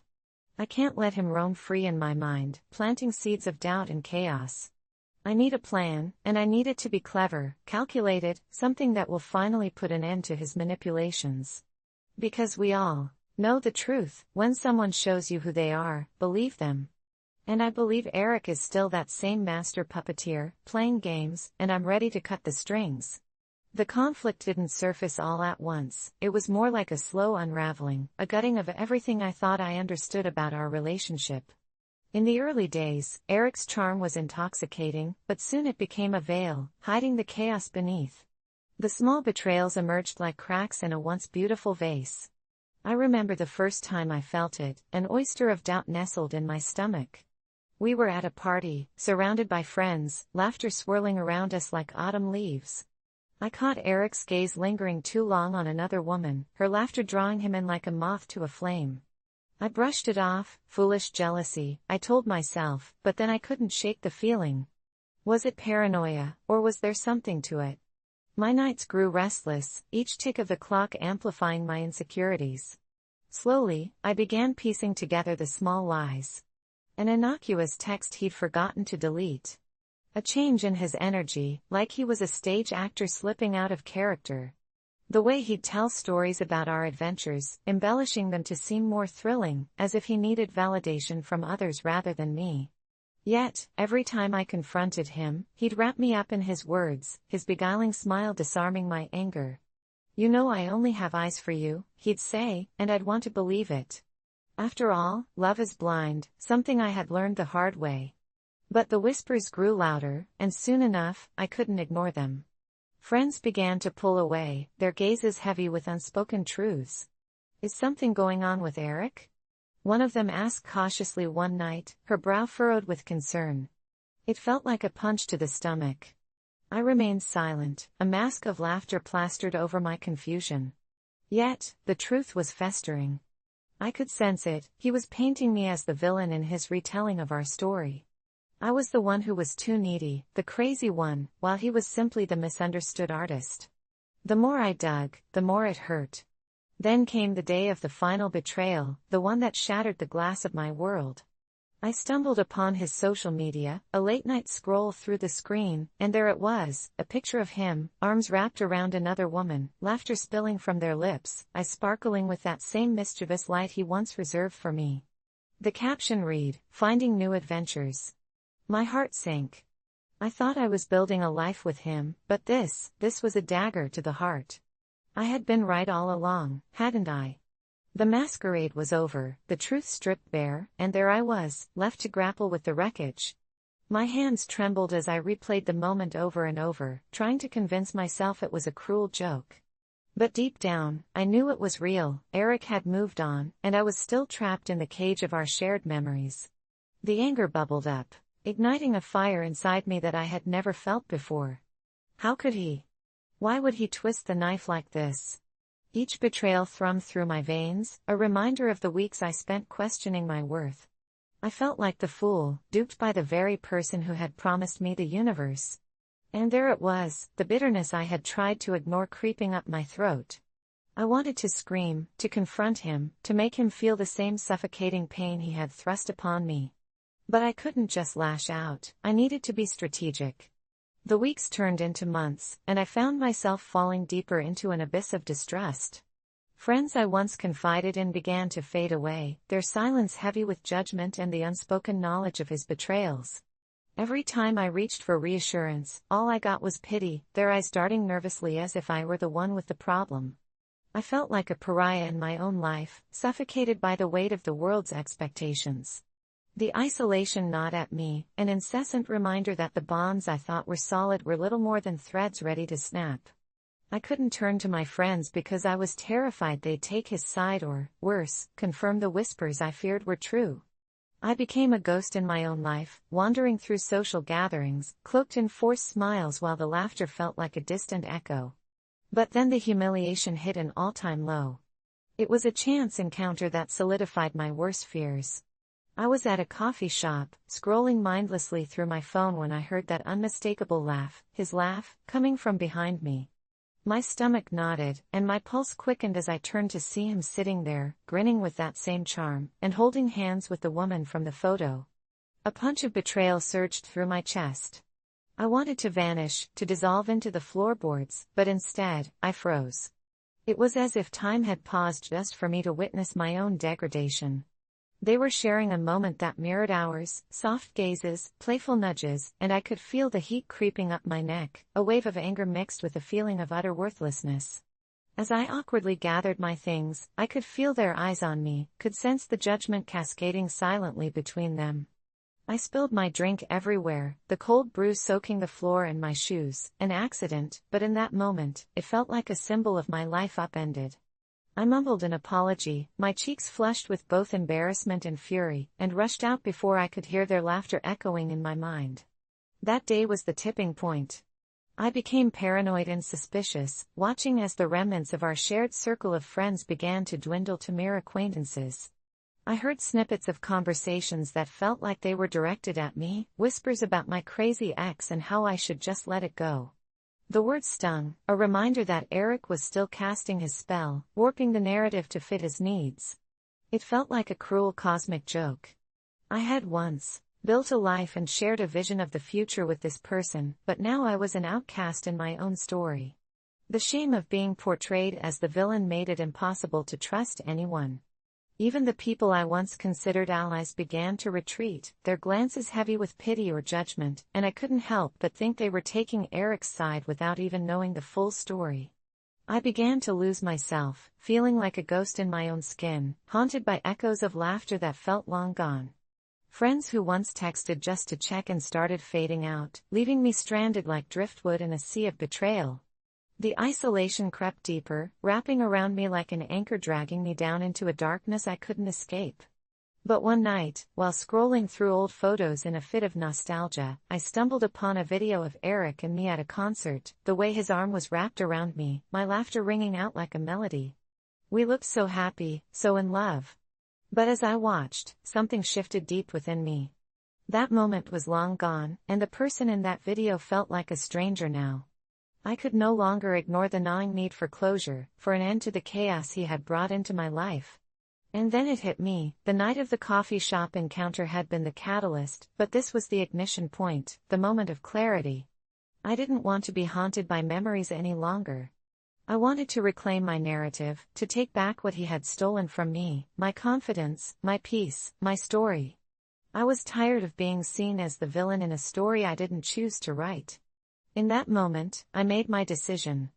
I wouldn't just fade into the background, I would rise from the ashes of this betrayal and write my own ending. I envisioned a plan, a strategy that wouldn't just brush him aside but would make him realize the repercussions of his actions. This wouldn't be some petty revenge, it would be a lesson, a powerful reminder that those who play with hearts can't do so without consequences. I started mapping out my plan carefully, with the precision of a chess player. The tools were all around me, my knowledge of his habits, the friends still loyal to me, those who had witnessed his manipulation firsthand. I remembered their faces in moments of doubt, their concern etched deeply in their expressions. They felt it too, I wasn't alone in this. I reached out to a couple of friends, the ones I trusted most, and began sowing the seeds of my revenge. They were slow to catch on to my intentions, but as I laid out the pieces, they saw the vision I had for my future and the urgency behind it. I wasn't lashing out in anger, I was reclaiming my power, forcing him to confront the chaos he had orchestrated, the narratives he had spun that painted me in a light I didn't deserve. I gathered evidence, screenshots of texts, photos, and memories that showcased a different story. Eric had painted me as the irrational one, but I would turn the tide and show everyone the real master, manipulator. I began crafting a narrative of my own, one that would highlight his deceit and paint the truth across our shared circle. Every day, the old emotions felt less like chains and more like fuel. The anxiety I had felt before evolved into determination, and for the first time in years, I found myself smiling, a genuine smile, one that came from a place of empowerment, not victimhood. I refused to be the fool any longer. The turning point had ignited something within me, an ember that burned fiercely against the shadows of my past. As the pieces began to fall into place, I felt the weight of my plan settle comfortably on my shoulders. This was not about just revenge, it was about transformation. It was about shedding the layers of hurt and anger and rising anew, a phoenix born from the ashes of betrayal. I would confront him, not with chaos or anger, but with the calm assurance of someone who had finally reclaimed their narrative. And as I plotted my revenge, I couldn't help but feel exhilarated. Eric wouldn't see it coming. He was still lost in his web of lies, blissfully unaware that the very thing he had tried to destroy was rising again, stronger and more determined than ever. This was only the beginning. As I sat on my couch, the shadows from the flickering screen casting distortions across the walls, I felt a surge of clarity. Revenge wasn't about chaos, it was about precision and strategy. I had been a pawn in Eric's game for far too long, and now it was time to flip the board. I meticulously crafted a plan that felt both liberating and intoxicating. Here it is, step by step. Step 1, gather evidence, the hunt for truth. I started a meticulous collection of evidence that highlighted Eric's manipulation. This included screenshots of texts exchanged between him and mutual friends, along with any incriminating posts he had made on social media that hinted at his less than honorable behavior. I also reached out to friends I had confidence in, those who'd seen his true colors and were willing to confirm my side of the story. The scavenger network. I created a secret group chat with my inner circle, ensuring we could communicate without the risk of Eric catching wind of our discussions. Each friend would be tasked with gathering intel about Eric's recent escapades, something to paint a clearer picture of his continued chaos. It was like building a small army, fortifying my side with the truth. Step 2, the social media trap, revamping my profile. I took a deep breath and revamped my social media profiles. I made them vibrant and filled with joy, showcasing my newfound happiness and independence. This wasn't just about showing Eric what he lost, it was also a way to lure him into a false sense of security. I knew he'd be keeping tabs on me, and I wanted him to think I was moving on effortlessly, planting subtle seeds. As my posts gained traction, I began to subtly plant information about my new pursuits, hobbies, travels, and accomplishments, things that would catch his eye and stir jealousy. I made sure my friends engaged with these posts, commenting about how I was thriving without him. It was all part of the ruse. Step 3, the confrontation setup, the event. I decided to host a small gathering, nothing too extravagant, just a few close friends who could help me orchestrate this encounter. I sent out invites to include some of Eric's friends, knowing that he would want to come. I needed him to walk into a carefully laid trap, where the truth would unravel like a tapestry before his eyes. The accidental meeting. I strategically planned for my closest ally to invite Eric specifically. Their connection would serve as the catalyst for him to attend. I wanted him to feel comfortable, akin to the days when we'd all hang out freely, blissfully unaware of the brewing storm. Step 4, the reveal, the night of reckoning. On the night of the gathering, I ensured the atmosphere was light and fun. The laughter around me would be the perfect cover for the tension building beneath the surface. I enlisted friends to casually drop hints about past events, things Eric had twisted, comments he'd made about me, moments I'd felt betrayed, the evidence revelation. As the evening wore on and drinks flowed, I subtly slipped into conversation the evidence I had gathered. I could see Eric's demeanor shift as my friends began to piece together the narrative he had crafted, revealing the truth behind the facade he had maintained. Step 5, the final blow, confronting him. At the height of the night, I planned to confront Eric directly. I would take a deep breath, channeling every ounce of confidence I had cultivated over the past months. The air was thick with laughter and conversation, yet I felt oddly detached, as if I were floating above the chaos, surveying the territory. The instant he walked through the door, I felt a jolt of adrenaline rush through me. Eric, always so effortlessly magnetic, greeted everyone with that same charming smile that used to make my heart race. He was oblivious to the storm brewing under the surface.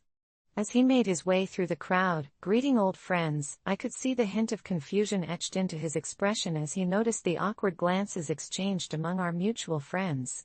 I let the moment linger, watching as he sunk deeper into the trap we had set, all the while maintaining my smile. The minutes stretched into what felt like hours, and I could feel my heart pounding to the rhythm of the impending confrontation. Finally, when the noise reached a peak, I stepped forward. "Hey, everyone," I called out, my voice cutting through the laughter like a knife through silence. "Can I have your attention for just a moment? I have something important to discuss." The room quieted, all eyes landing on me. I could see Eric's brow furrow slightly. He sensed something was off. I took a deep breath, locking eyes with him, my heart pounding in anticipation. "Eric," I said, my tone deceptively light, "it's so nice to see you again. It's been too long." The words dripped with sweetness, masking the underlying tension like a thin layer of icing over a bitter cake. He smiled, but there was hesitation behind it, a flicker of uncertainty that sent a shiver of satisfaction through me. "Yeah, it really has. Things have changed a lot." "Changed?" I echoed, drawing the attention of our friends closer. "You mean like how you've been busy spreading lies about me? Or is it the fact that you've been busy moving on with someone else while I was still picking up the pieces of my heart after you shattered it?" Gasps rippled through the crowd, and I could see Eric's face turn pale, his smile faltering as the weight of my words hung in the air. "Are you really going to do this here?" he asked, his voice low, almost pleading, as he tried to regain control of the situation. But the moment had passed, and I could see the cracks forming in his carefully constructed facade. "Yes, I am," I replied, my voice steady, gaining strength with every word. "Because I'm done being the villain in your story. I'm here to share a different perspective, one that highlights the chaos you've inflicted on me and others." I gestured toward our friends, their faces filled with a mixture of sympathy and shock. Did you really think you could keep spinning your narrative without anyone questioning the truth? I continued, my pulse racing. Did you think I wouldn't fight back? And then, I pulled out my phone, the screen illuminating with the evidence I had gathered. Here's a collection of your messages. Texts to friends where you belittled me, where you turned me into the crazy ex that everyone whispers about. I held the phone up, letting the group see the screen. Remember when you told Maria that I was too clingy? Or how you had the audacity to say you were just trying to help me when all you did was dismantle my self-worth? I locked eyes with Eric, refusing to look away. I was not the problem. You were the after the truth spilled out like the wine that had once been our shared laughter. The room fell into an eerie silence, thick with tension. I could feel the collective breath of my friends, the weight of their gazes pressing down on Eric. Every word I had painstakingly crafted hung in the air, echoing like a drumbeat in my chest. This was it, the reckoning, the moment I had longed for, but never truly believed would come. Eric's reaction was immediate, his face shifted from shock to anger in a heartbeat. You're making a huge mistake, he hissed, his voice low, yet laced with desperation. I could see the mask of charm slipping, revealing the chaotic energy I'd grown so familiar with, the master manipulator caught off guard, unable to weave a new narrative in this moment. But I wasn't afraid of him anymore. I felt liberated, empowered. This wasn't just about revenge, it was about reclaiming my story, my life. As I stood there, my heart racing, a sense of purpose washed over me, drowning out the fear that had once held me captive. I'm not afraid of you anymore, Eric, I declared, my voice steady. You've been spinning your tale for too long, and I refuse to be the scapegoat for your insecurities. I deserve to be seen, truly seen, by my friends, by those who matter. The crowd shifted, murmurs of disbelief and sympathy rippling through the group. I could feel the support surrounding me, bolstering my confidence, and Eric shrank under the weight of my words. The truth was a powerful force, and I had finally harnessed it. I continued, let me remind you of how many hearts you've toyed with, how many lives you've manipulated, all while playing the innocent boy next door. Friends here have seen it, felt it, just as I have. You think you're untouchable, but tonight, you're the one exposed. With each revelation, I watched as my friends exchanged glances, recognition dawning in their eyes. They began to piece together the puzzle Eric had long distorted, suddenly understanding the narrative from my perspective rather than the caricature he had painted.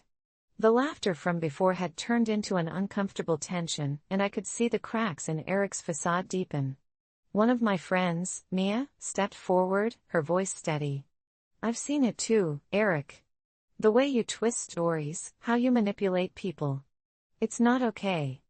Her words were like a ripple effect, giving others permission to speak out, to embrace their truths. Eric's face flushed, his charisma fading into something unrecognizable. You're all just, he started, but the words faltered, his voice trembling as the realization set in. He was losing control. The crowd wasn't there to support him anymore, they were rallying around me, the one he had tried to vilify. I felt a rush of gratitude and solidarity, each supportive voice pulling me back from the brink of my past insecurities. I thought I was the one who needed to apologize, I said, letting my gaze linger on Eric, but it seems the table has turned. I'm here to take back my voice, my power, and my story. The air was electric, charged with the simultaneous release of tension and the dawning clarity of my friend's realizations. I had transformed from a shadow of my former self into a beacon of truth, shining brightly in the dark shadows Eric had tried so hard to cast over me. In that moment, something shifted. I could see the fear in. Hi, I'm Kimberly. I'm a 28-year-old graphic designer living in the heart of Seattle. The city's skyline always makes me feel small, but that wasn't the only thing dwarfing me during that stormy season of my life. I never thought I'd find myself caught in a web of deception, but there I was, blinded by love, my heart heavy with betrayal. I want to share my story of heartbreak and revenge, but honestly, it's still hard for me to unpack all of it. It feels like I'm pulling at threads of a tapestry I thought had been woven with honesty, only to discover they were nothing but frayed lies. At the center of this story is Ryan, my ex-boyfriend, who at first seemed perfect. He was charming, funny, and had that electric smile that made my heart skip a beat. We met at a local coffee shop, where instead of my usual black coffee, I ordered a caramel macchiato on a whim, a decision that changed the course of my life. Ryan was everything I thought I wanted: ambitious, intelligent, and always ready with a witty quip to lighten the mood. I let my guard down as he skillfully navigated through my trust and insecurities, wrapping me in a cocoon of his affection. Little did I know, I was spiraling deep into a relationship built on manipulation and deceit. Then there was Jessica, my best friend since childhood. We swore we would always have each other's backs, through thick and thin. But as fate would have it, she became a pivotal character in this twisted tale, and not in the way I had ever imagined. I never thought I'd feel the sting of betrayal from her, a friend who knew my deepest secrets and insecurities, yet became unwittingly entangled in a plot that would ultimately break my heart. As I sit here, reminiscing about those harrowing days, I can still feel the weight of the betrayal pressing down on me like a lead blanket. The city lights flicker outside my window, but they pale in comparison to the fire that ignited within me. It's a fire fueled by anger and a desire for justice, a commitment to reclaim my narrative when I learned that the people I trusted the most were nothing but puppeteers in a cruel game. This is not a story of petty grievances or misunderstandings. No, this is a tale of betrayal so deep that it left scars on my heart and unmoored my trust in the very fabric of my life. The first cracks in my seemingly perfect world appeared one evening when I noticed Ryan behaving differently. He would receive late-night messages, his eyes darting away when I entered the room, as if I was a detective who might expose a hidden crime. I chalked it up to stress from work. He was ambitious, after all, always chasing some elusive promotion. But the nagging feeling in my stomach grew heavier with each passing day. Then one fateful Saturday afternoon, while cleaning out the clutter of my apartment, I stumbled upon a small envelope tucked away in a drawer. It was addressed to Ryan but had no return address. My heart raced as I opened it, revealing a neatly folded card that carried the unmistakable scent of perfume. As I read the words scrawled in elegant handwriting, my world shattered. It was a love letter, one that spoke of passion, longing, and secrets. It was from Jessica. The betrayal hit me like a punch to the gut. I had spent countless hours confiding in her about my dreams of a future with Ryan, sharing my fears and insecurities as I built a life with him, only to find out she had been orchestrating a different kind of symphony altogether. A sick feeling of disbelief washed over me. How could she? I felt my heart sink into a bottomless pit of anguish, confusion, and rage. How could my best friend, the one person I thought would never betray me, be complicit in the manipulation that was unraveling before my eyes?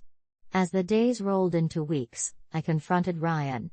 The look in his eyes shifted from surprise to guilt as he stammered apologies, trying to explain away his betrayal. It was a mistake, he pleaded. It didn't mean anything. But it did mean something. To me, it meant a lifetime of trust was being tossed aside like yesterday's trash. While Ryan was trying to justify his actions, I couldn't shake the image of Jessica's face, the one person I had let into my heart. I realized that the very foundation of our friendship was built on a lie. The sweet memories we shared, the laughter we echoed through the years, it all felt tainted, as if someone had spilled ink on a cherished photograph. Everything I had shared with her now felt raw and exposed, like a wound that refused to heal. In the aftermath of that confrontation, I became a shadow of my former self. I deleted their numbers, I unfollowed them on social media, but there was no magic button to erase the memories. I spiraled into a pit of despair, replaying their betrayal over and over again in my mind. I found myself questioning every interaction, every moment we had shared. Was it all an act? Was I a fool for believing in their love? It wasn't just the emotional toll that drained me, my work began to suffer. I was a graphic designer, someone whose creativity relied on clarity and inspiration, and yet, I found myself staring blankly at my screen, unable to summon a single spark of imagination. My colleagues noticed the change, and whispers of concern, tinged with pity, followed me around the office. "Is everything okay with Kimberly?" they would ask, but all I could muster was a forced smile that felt like a brittle mask. As my world dimmed, Ryan seemed to thrive in the chaos he had created. It was infuriating. He started dating someone new, a girl from his office, someone who resembled Jessica in looks and demeanor. My stomach turned every time I saw their photos on social media, each like and comment cutting deeper than the last. It was like watching a movie where the villain was thriving after destroying the protagonist's life. It felt so surreal, watching him move on so effortlessly while I was left picking up the pieces of my shattered self-esteem. But the worst part came when Jessica reached out, a week after the storm broke. She texted me, apologizing profusely, insisting she was sorry and wanted to talk. I was paralyzed with anger. How dare she think I would ever want to hear her excuses? I thought about our shared memories, the trust we had built over the years, and how quickly it had all crumbled beneath the weight of their betrayal. I ignored her message, feeling the simmering rage bubbling within me. It felt like betrayal had become a poison coursing through my veins, and I had no idea how to extract it. Days turned into weeks, and I began to see a therapist who helped me sift through the pain and confusion. "You can't control their actions, but you can control how you respond to them," she advised gently. The words resonated deep within me, igniting a flicker of defiance that had seemingly extinguished under the weight of betrayal. For the first time since everything unraveled, I felt an ember of determination kindling in my chest. The turning point came late one night while I was scrolling through social media, seeking solace in the digital noise of the outside world. I stumbled upon a photo of Ryan and his new girlfriend, faces illuminated by a golden sunset, as they shared a kiss that felt like a knife twisting in my heart. In that moment, something inside me snapped. I was done being a victim of their lies. I was done wallowing in a pit of despair. It was time for me to reclaim my power. I thought back to everything. A flood of memories washed over me, filled with his sweet words and her laughter, and I felt this burning need for justice. They thought they could shatter me, but they had underestimated my resolve. That night, I realized I could turn this pain into something greater. Instead of allowing betrayal to break me, I could let it fuel my fire. I spent the next few days channeling all that rage and hurt into a plan. I harnessed my skills as a graphic designer, creating a series of illustrations that reflected the turbulent emotions I had buried for too long. Each design became a cathartic outlet, a way for me to express the hurt, the betrayal, and ultimately, the empowerment I was beginning to feel. With every stroke of my pen, I felt lighter. I envisioned a series of art pieces that would encapsulate my experience, but more importantly, I envisioned a way to turn the narrative around. But my plan didn't stop at art. I devised a strategy that would intertwine my designs with a public reveal, an art exhibition titled Behind the Masks. I decided to showcase my journey through these illustrations, from the joyful highs to the devastating lows, as a way of reclaiming the narrative they had stolen from me. I would let the world see how they had hurt me, but also how I had risen from the ashes of that pain. In the weeks leading up to the event, I transformed my apartment into a makeshift studio, working late into the night. I poured every ounce of my heartbreak into those pieces. I designed graphics that represented the duplicity of love and friendship, depicting broken hearts with strings attached, and vibrant colors contrasting the darkness that had pervaded my life. My artwork became my armor. Hey, I'm Kimberly. If you're listening to this, I guess you could say I'm deep in the throes of a twisted tale, one I never expected to live out. It's raw, it's personal, and it might just hit close to home for some of you. So grab a seat, because this story is a roller coaster, and it all starts in the bustling heart of Chicago, where beneath the shimmering skyline, I found myself entangled with a man who would turn my world upside down. The moment I met Derek, it was as if he had stepped straight out of a romance novel. With his charming smile and that effortless charisma, he could light up the darkest rooms. Everyone adored him, and at first, so did I. He was the life of every party, the guy who effortlessly navigated conversations and had a way of making you feel like you were the only person in the room. But, as they say, nothing is ever as it seems. We met at a trendy coffee shop called The Daily Grind, a place filled with the rich aroma of fresh espresso and the sound of clinking cups. I had just moved to the city, struggling to find my footing after a tough breakup, and Derek seemed to embody everything I thought I wanted.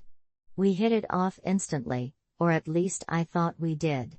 Little did I know, I had unknowingly signed up for a masterclass in manipulation. My closest friends, Sarah and Mia, were wary of Derek from the start. They'd roll their eyes and give me that knowing look whenever I mentioned him, but I brushed aside their concerns. "You're just jealous," I'd chuckle, oblivious to the cracks that were beginning to form in the facade he had so skillfully crafted. They couldn't see what I saw, the dreamy moments, the late-night conversations filled with laughter. They hadn't felt the rush of excitement that came with every text from him. But it didn't take long for the reality to seep in, like a slow poison. Over the course of the months, the charming persona began to unravel. With Derek, love was an illusion wrapped in a shiny bow, but soon, that bow began to fray. His need for validation morphed into control. Every compliment he'd given me was laced with a condition, and every loving moment was followed by a sting, a reminder that I was never quite good enough. As the weeks turned into months, I found myself caught in his web. Friends and family became distant memories. I was isolated, a prisoner in my own mind, questioning my worth with every dismissive glance he threw my way. I watched helplessly as he perfected the art of gaslighting, turning my reality into something I couldn't recognize. But here's the twist that no one saw coming, not even me. It was during one of those late-night conversations when he casually mentioned his ex-girlfriend, Emily, with such disdain that it sent a chill down my spine. It wasn't just the words, it was the way he spoke, the venom behind every syllable. That's when the seed of revenge was planted in my heart, and from then on, it would grow into a twisted obsession. Now, as I sit here, recounting this bizarre chapter of my life, I realize that revenge isn't just a plot in a story, it's a journey, a path I never wanted to walk, but here I am, ready to take the first step. And this time, it's my turn to be heard. It's time to face the narcissist of the highest caliber and show him that I won't be silenced any longer. So, buckle up as I unveil the thrilling and dark details of my plan, the lessons learned, and the indelible mark this experience has left on me. Revenge may not be sweet, but oh, was it ever satisfying. The day everything changed began like any other. The sun streamed through my apartment window, filtering through the thin curtains as I sipped my morning coffee, an elixir of hope I clung to in the dwindling light of my reality. Derek had stayed over, his presence a magnet that drew me in, yet I felt horrified by the shadows lurking behind his charming smile. That day, I should have sensed the storm brewing beneath the surface. Instead, I was blissfully ignorant. I had planned a dinner for us, hoping to rekindle the magic we once had. I wanted to show him that I still believed in us, that I still believed in love. I meticulously prepared his favorite meal, hoping to recreate those early days filled with laughter and warmth. As I stirred the sauce, my heart raced with excitement. Finally, I thought, maybe tonight would be different. But the moment he walked in, his expression shifted. I felt that familiar chill creep down my spine as he glanced around, a flicker of disappointment crossing his face as he realized I hadn't done enough. "Did you actually think I'd want to just eat at home tonight?" He sneered, shrugging off my efforts as if they were nothing more than a pathetic joke. My heart plummeted. I had poured my soul into that meal, and he had tossed it away like yesterday's trash. Trying to regain my footing, I suggested a nice restaurant nearby.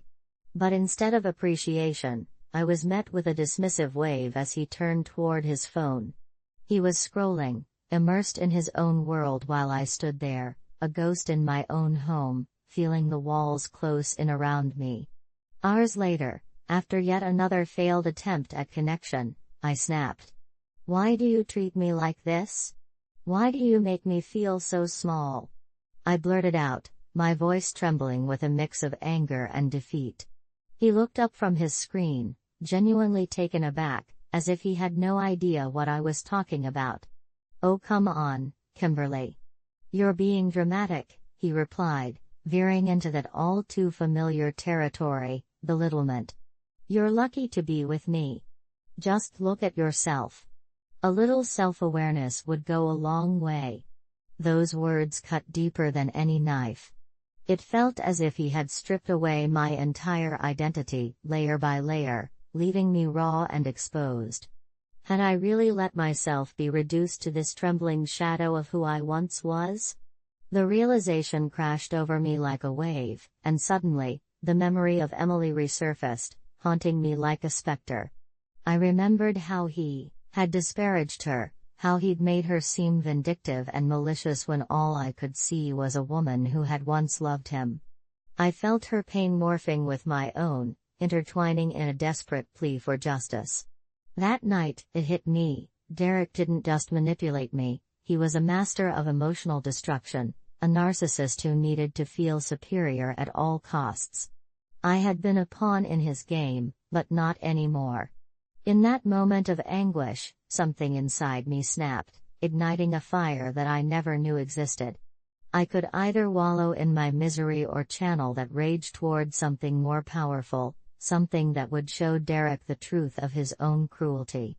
The next day, I turned my focus toward Emily. I reached out to her, my fingers trembling as I typed the message. I told her everything, how he spoke of her, how he treated me, and how I had seen the cracks in his facade. Through exchanged words, I found a friend in her, a comrade who had suffered at the hands of a man who had no regard for anyone but himself. Little did Derek know, I was beginning to plot a way to expose him, to unveil the intricate web of lies he had spun around all of us. As I worked with Emily to gather evidence of Derek's manipulation, text messages, stories of emotional abuse, and shared experiences, I could feel my resolve strengthening. No longer would I remain a victim, cowering in the shadows of his toxic behavior. I wanted Derek to feel the same despair, the same sense of loss that he had inflicted on so many. With each passing day, my emotions transformed from sorrow to determination.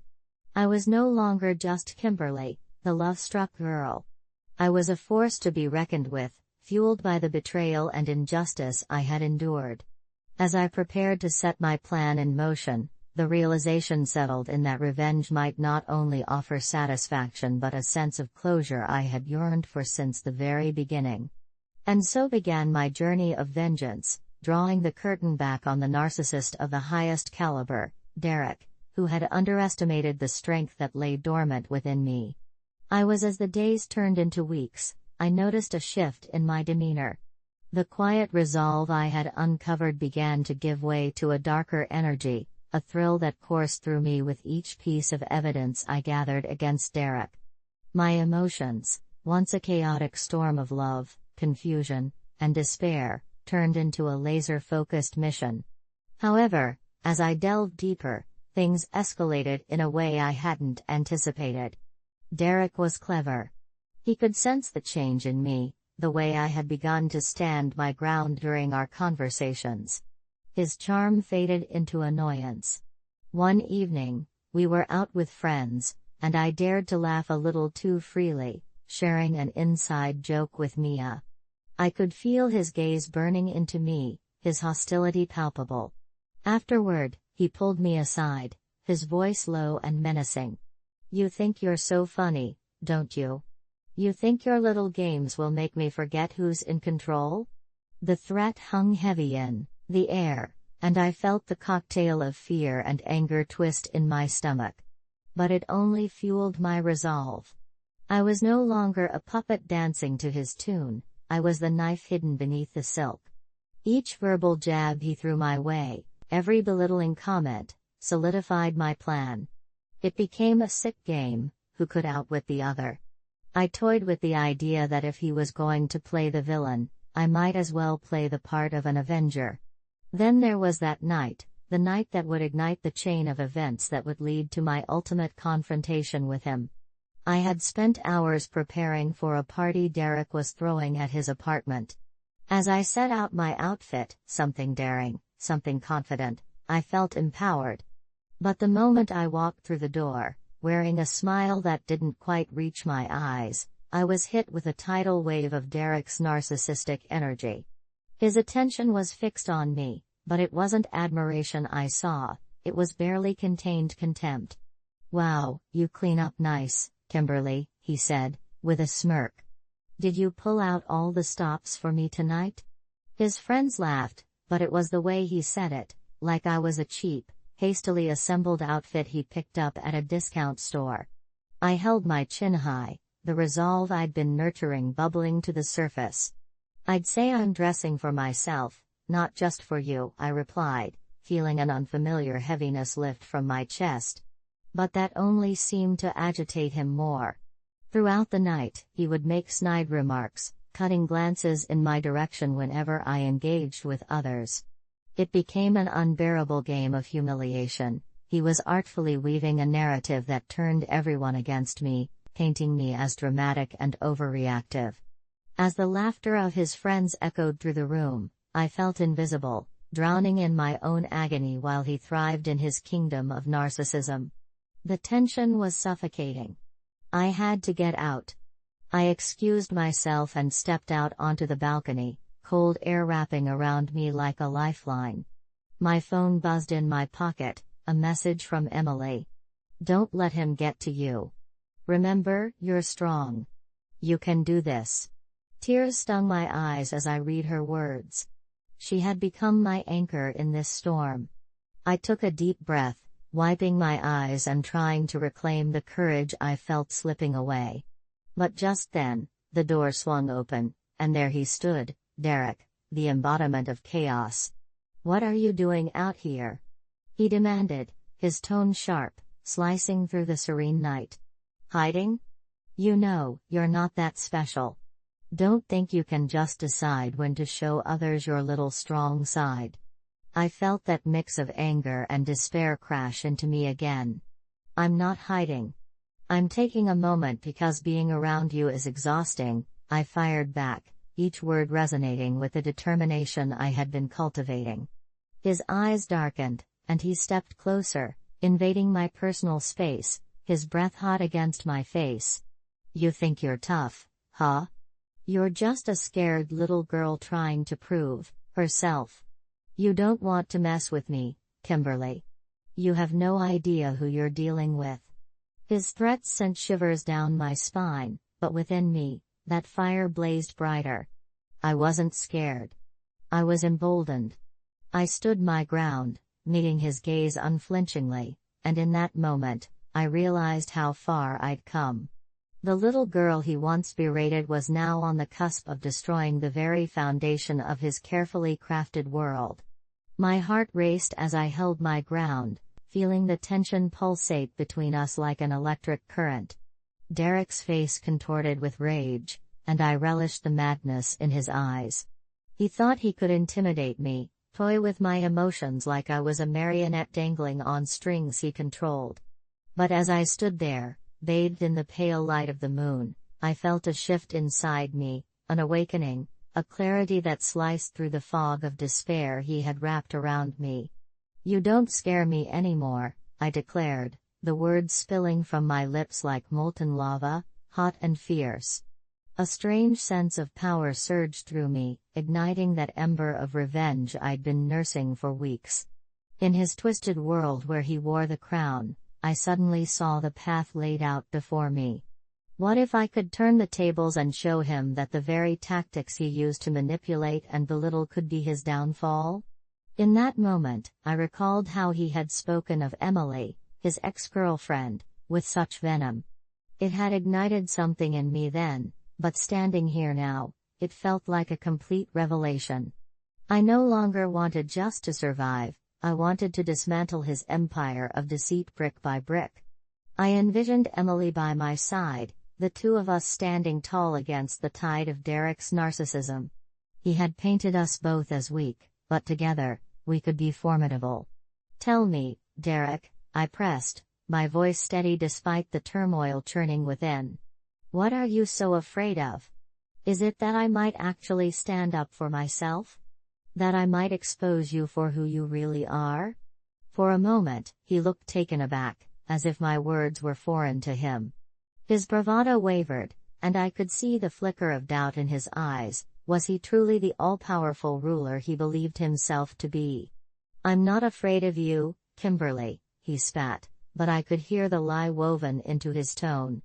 "You're nothing without me." And that's when it hit me, the realization burned brighter than anything I'd felt before. I had spent so long believing I was nothing without him, that I needed his validation to be whole. But in this moment, in this raw confrontation, I felt the shackles of his control shatter around me.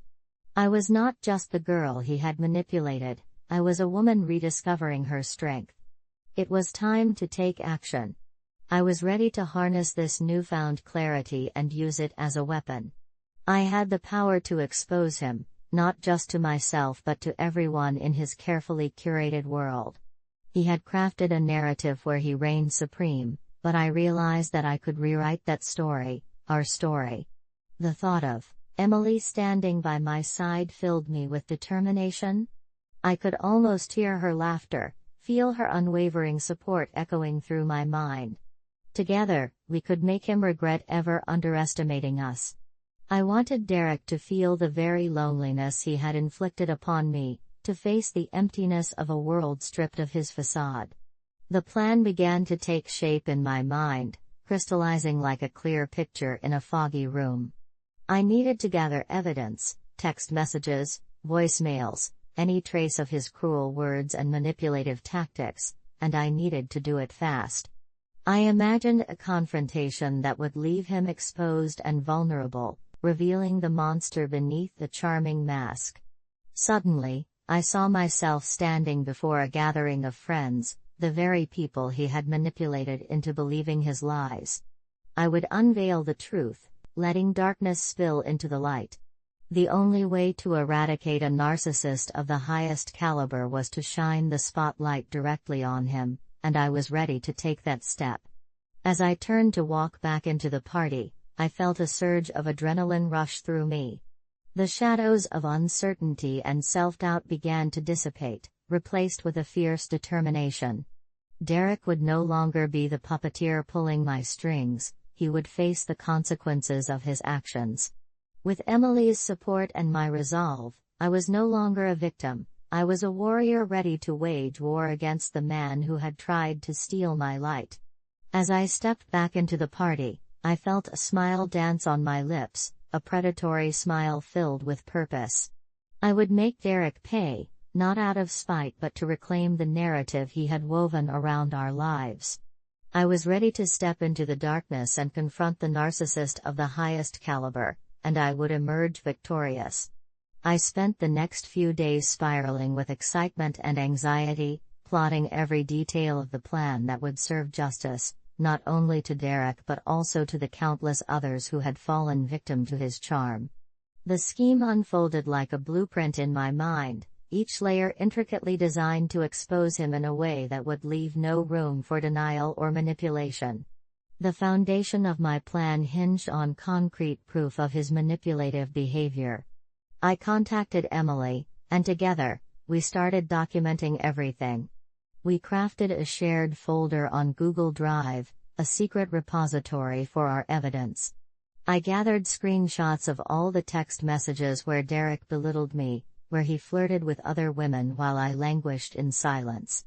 I even recorded his voice during our conversations, where the insidious gaslighting seeped out like poison. Emily shared her experiences, recalling Derek's condescending messages, his dismissive comments, the times he had belittled her achievements. It was cathartic for both of us to validate each other's pain. We were no longer isolated victims. Instead, we became allies against a common enemy. Our compilation of evidence grew daily. Each entry filled me with a mix of dread and excitement, as if I were collecting ammunition for the battle ahead. But I kept reminding myself that this was not just about revenge, this was about reclaiming our identities and standing up against his brand of cruelty.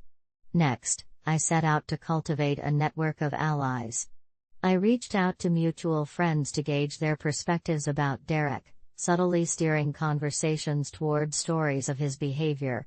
Some friends revealed their discomfort with how he treated me, while others admitted they had witnessed similar moments of his arrogance and condescension with Emily. The more I sought out these opinions, the more emboldened I felt. Mia and Sarah played pivotal roles in preparing for the climax of my plan. They were fiercely loyal and supportive and offered to be part of the gathering I envisioned, a gathering where Derek would finally be held accountable. I began painting a picture of a dinner party, an evening where everyone would have a chance to contribute to the conversation, to shed light on the toxic nature of Derek's behavior. I secured a date for the get-together, an elaborate dinner at my apartment.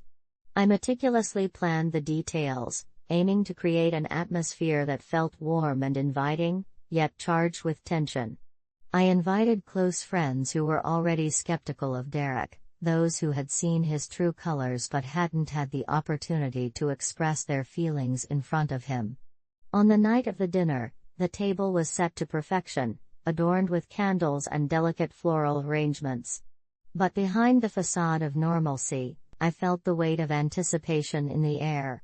Emily arrived early, and we shared a knowing glance. Our battle was about to begin. As guests trickled in, the energy shifted. Laughter and chatter filled the room, but I felt my heart race as I anticipated Derek's arrival. When he finally walked through the door, I could see the flicker of arrogance in his eyes, the charming smile ready to distract everyone from the truth lurking beneath his surface. Dinner progressed with typical small talk, but I knew the time would come soon. As we shifted to the living room, I felt the knot in my stomach tighten. It was time to unveil the truth. I took a deep breath, knowing this was my moment. "Thanks for coming, everyone," I began, my voice steady despite the quiver of excitement flooding through me. "Tonight, I wanted to celebrate friendship, and also to shed light on something serious. I know Derek has shared stories of his past relationships, particularly with Emily, and I believe it's essential that we discuss the impact his behavior has had on those around him." Gasps erupted from some of my friends, while others exchanged furtive glances. Derek's face paled. For a moment, the mask slipped. "Are you serious?" he scoffed, a hint of defensiveness creeping into his voice. "This is ridiculous. I thought this was a friendly dinner, not an attack." I pressed on, undeterred. "This is an important conversation, Derek. We're all friends here, and friends should support one another. Emily, would you like to share your experiences?" As Emily stood to speak, I could see Derek's expression shift from incredulous amusement to a mask of growing panic. He opened and closed his mouth, searching for words but unable to form a coherent response. Emily's voice rang out, powerful and unwavering, as she recounted the moments of emotional manipulation she had endured, the feelings of inadequacy that had plagued her long after their relationship ended. Step 5. The tension in the room thickened as Emily spoke, her voice steady and filled with emotion. Her words poured out like a dam bursting, igniting memories and feelings among the guests that had long been buried. "I thought I was crazy, you know. I believed I was the problem," she said, her gaze unwavering as she turned to Derek. "But now I see that it was you all along. You twisted my reality until I no longer recognized myself. Derek's face flushed crimson, the mask of charm slipping further as sweat beaded on his forehead. The laughter and lightness of the evening were replaced by a palpable tension, with everyone hanging on Emily's every word. I remember the moments when you would play mind games with me, Derek, she continued, her voice rising with conviction. Every time I tried to voice my feelings, you'd turn it around on me, making me feel like I was overreacting. It was suffocating. I could feel Derek's eyes darting around the room, searching for an ally, a foothold in the chaos unfolding around him. But the faces of our friends, Mia, Sarah, and even some of Derek's own buddies, had transformed from friendly smiles into expressions of concern and empathy. The power dynamic was shifting, and I reveled in it. Listen, this is all nonsense, Derek interjected sharply, desperation creeping into his tone. You're both just bitter ex-girlfriends trying to ruin my night. You need to grow up. Is that really your defense? I shot back, cutting through his attempt at dismissal like a knife. Do you think calling us bitter will erase the truth? You've spent your life creating this illusion, this perfect facade, and it's time we brought it crashing down. As I spoke, I felt a surge of power wash over me. The words felt like a rallying cry, a declaration of my newfound strength. The room felt charged, as if everyone could sense the reckoning at hand. Let's not forget the countless times you made people feel inferior to you, I continued, my heart racing. How you belittle Mia's achievements or mock Sarah's dreams. You don't get to play the victim anymore. Derek's facade of confidence began to crack, his snide remarks replaced by a creeping terror as the weight of our words pressed down on him. He was trapped in a corner, and we were the hunters ready to make a kill. You think you can just bully everyone into silence? I asked, my voice firm and unyielding. You've thrived on fear and insecurity, but tonight, that ends. We will not be silenced any longer. The guests began murmuring in agreement, and for the first time, I saw the tide turn. People began to share their own stories, their own moments of discomfort around Derek, moments he had brushed off as trivial. Laughter began to fade as the gravity of what he had done seeped into the atmosphere. One friend, Jason, spoke up. I remember when you made fun of me for not landing that promotion, Derek. You laughed and said I'd never be good enough for the job. It's time you faced the consequences of your actions. Each voice added weight to our collective truth, and with every word shared, Derek's bravado dwindled. He shifted uncomfortably, his eyes darting back and forth, desperately trying to regain control over the room. But the truth had broken through his carefully constructed walls, and it felt so liberating. Derek, I said, leaning in slightly to catch his gaze, you've manipulated all of us for too long.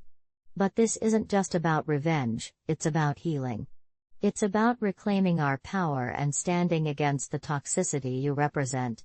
As I spoke those words, the mood shifted further, almost like the clouds parting to reveal the sun. There was an energy in the room now, a shared understanding of the reality Derek had tried to obscure. The shock on Derek's face morphed into a mixture of rage and disbelief. You all are just jealous.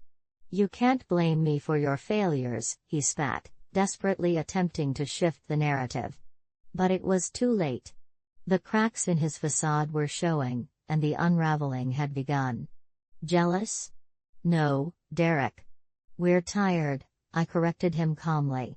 Tired of feeling like we have to walk on eggshells around you, tired of your egotistical behavior that steals the light from everyone else in the room. It's time for accountability. The silence that followed was deafening. Derek's bravado had all but collapsed, leaving him exposed in front of the friends he had once commanded. It was then that I noticed the glimmer of recognition in the air hung heavy in the room after our confrontation, like the final notes of a symphony cascading into silence. Derek stood there, a broken man, stripped of the power he had so skillfully wielded. I could see the realization dawning in his eyes. He was no longer in control of the narrative. I felt a mix of exhilaration and disbelief as the weight of everything that had transpired began to settle in. What happened next was almost surreal. With every word spoken against him, I felt a layer of my own pain lifting. Friends who had once viewed me with sympathy now surrounded me with support, offering nods of understanding and words of encouragement. They shared their stories of courage, resilience, and the struggle of breaking free from toxic relationships. It was as though we were weaving an invisible tapestry of healing, each thread intertwining our experiences, casting a warm glow over the room. But for Derek, the atmosphere shifted from one of camaraderie to an abyss of humiliation. He could only stand there, dumbfounded, as the weight of our shared truths pulled him down into despair. Emotional outbursts rolled through his being, first denial, then feigned laughter, and finally, anger bubbling forth like a volcano ready to erupt. "You're all making a mistake," he spat, voice laced with venom. "You don't know what you're talking about. I'm better than all of you." At that moment, the laughter and camaraderie faded into a solemn hush. I watched as my friends exchanged looks of concern, their faces revealing a mixture of sympathy and frustration. They weren't there to judge but to witness the reality of a man who had fully revealed himself, a man who thrived on chaos, who reveled in diminishing others to elevate his own sense of worth. My heart raced as I confronted Derek again. "You don't get to shift the blame anymore. Your words have consequences. We're not here to diminish you, we're here to reclaim our stories. And you've lost all power over us tonight." He took a step back, as if my words physically struck him. I could almost see the gears turning in his mind, trying to concoct a plan to regain his footing. But the curtain had been drawn back, and the audience had seen the dark magic behind the puppet show. Derek was no longer the king in his kingdom, he was a man standing in the ruins of his empire, surrounded by the laughter of those who had taken back their joy. As the evening progressed, I noticed how the energy shifted. Friends took turns sharing their own experiences, moments Derek had casually dismissed or belittled. It felt cathartic, like a collective exorcism, as we laid bare the wounds he had inflicted, visible or not. I glanced at Emily, who was beaming with pride as she spoke about her own journey of healing. We had turned from victims into warriors, armed with the truth. When the night finally drew to a close, the guests gradually filtered out, leaving behind a sense of camaraderie and empowerment. My apartment, once a space of chaos and despair, felt like a sanctuary of resilience. Derek had stormed out after the confrontation, his ego shattered and his reputation in tatters, but I felt no remorse for him. He had created this ripple of devastation, and now it was crashing back upon him, unraveling everything he had carefully constructed. In the following days, the aftermath of that dinner party reverberated through my life like an echo. I had expected some backlash. After all, no one ever walks away unscathed from a confrontation with a narcissist. But what I didn't anticipate was the wave of support that flooded in from my friends and family. They rallied around me, emboldened by the stand I had taken.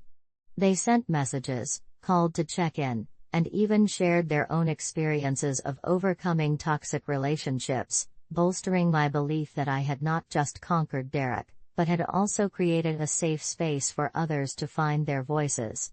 Yet, as much as I reveled in this newfound empowerment, I couldn't shake the residual feelings of anxiety that crept in. Derek had been a fixture in my life, and his sudden absence left me grappling with the remnants of fear he'd instilled in me. I realized I had to confront the emotional scars he had left behind, the invisible bruises that still lingered beneath the surface. Despite feeling empowered, I decided to seek therapy. I wanted to unlock the chains he'd wrapped around my heart and mind, to explore the depths of my own self-worth beyond the confines of his manipulation. Each session became a journey of rediscovery, where the therapist helped me untangle the threads woven into my psyche, reminding me that I was worthy, strong, and deserving of love. I also learned that revenge doesn't always mean retribution. You know, they say that when a relationship crumbles, it's like watching a slow-motion train wreck. You stand there, helpless, unable to intervene. I remember the day everything changed, the moment I became a shadow of the woman I used to be. It was an ordinary Wednesday afternoon. Sunlight streamed through the slats of the blinds, casting jagged lines across our living room floor. I could hear the faint hum of traffic outside, the distant laughter of children playing in the street, blissfully unaware of the storm brewing inside my own home. His name is Jake. I can't say it without a bitter taste in my mouth, like I've swallowed a mouthful of ash. He was everything I thought I wanted. Charming, ambitious, with a kind of smile that could light up the darkest corners of my mind. I was drawn to him like a moth to a flame, but, as it turns out, flames burn, and he was a fire that consumed everything in its path. The first few months were a whirlwind of romance. Candlelit dinners, spontaneous road trips, promises whispered under the stars. But it wasn't long before the shine began to fade, revealing the jagged edges of his personality. I should have seen the signs, the way his laughter could morph into anger in the blink of an eye, how he often blamed others for his shortcomings, especially when it came to me. It began with little jabs, a slight criticism here, a dismissive comment there. I laughed them off, convincing myself that he was just passionate, that he cared deeply. But then the cracks widened, and I found myself tiptoeing around his moods, like a soldier navigating a minefield. And then came the betrayal, the moment that shattered whatever illusion of safety I had left. I'll never forget the gut-wrenching feeling of checking his phone, my heart pounding like a war drum. I wasn't the type to snoop. Trust had always been the foundation of our relationship. But there it was, a name, a message, an intimate conversation that shattered the fragile remnants of my heart. Jessica. That name echoed in my mind like a death knell, piercing through the layers of denial I had wrapped around myself. I confronted him, my voice trembling, my hands shaking. His face twisted in a mask of feigned innocence, and I could see it, the flicker of amusement in his eyes, as if I were a child caught in a game I didn't even know we were playing. The argument escalated, and I felt the familiar sting of his words, dripping with condescension and disdain. "You're lucky to have me," he spat, "no one else would put up with your drama." That was the moment I realized, I was not just a victim of infidelity, I was ensnared in an abusive cycle that left me gasping for air. What's worse, I had become a stranger to myself, a mere reflection in the mirror, unable to recognize the woman staring back. But amidst the despair, something ignited in me, a flicker of defiance that was all too familiar. You see, this story is not just about a love lost, it's about the awakening of a fierce spirit that refuses to be crushed. I won't reveal everything just yet, there are darker layers to this tale, and trust me, you'll want to hear them. But know this, revenge is a dish best served cold, and I was ready to make it a feast. The days following the confrontation with Jake felt like a chaotic whirlwind, each moment dragging me deeper into an abyss of confusion and heartbreak. I still replayed that day in my mind, a broken record of his mocking laughter, and the way he had twisted my feelings into knots I couldn't untangle. I remember pacing the small apartment we had shared, the walls closing in around me as I tried to comprehend what had happened. How could he do this to me? Was I so blind? The nagging questions clawed at my insides, tearing away at the remnants of my self-worth. I was thrust into a reality where love morphed into betrayal, where the man I had cherished became a specter of deceit.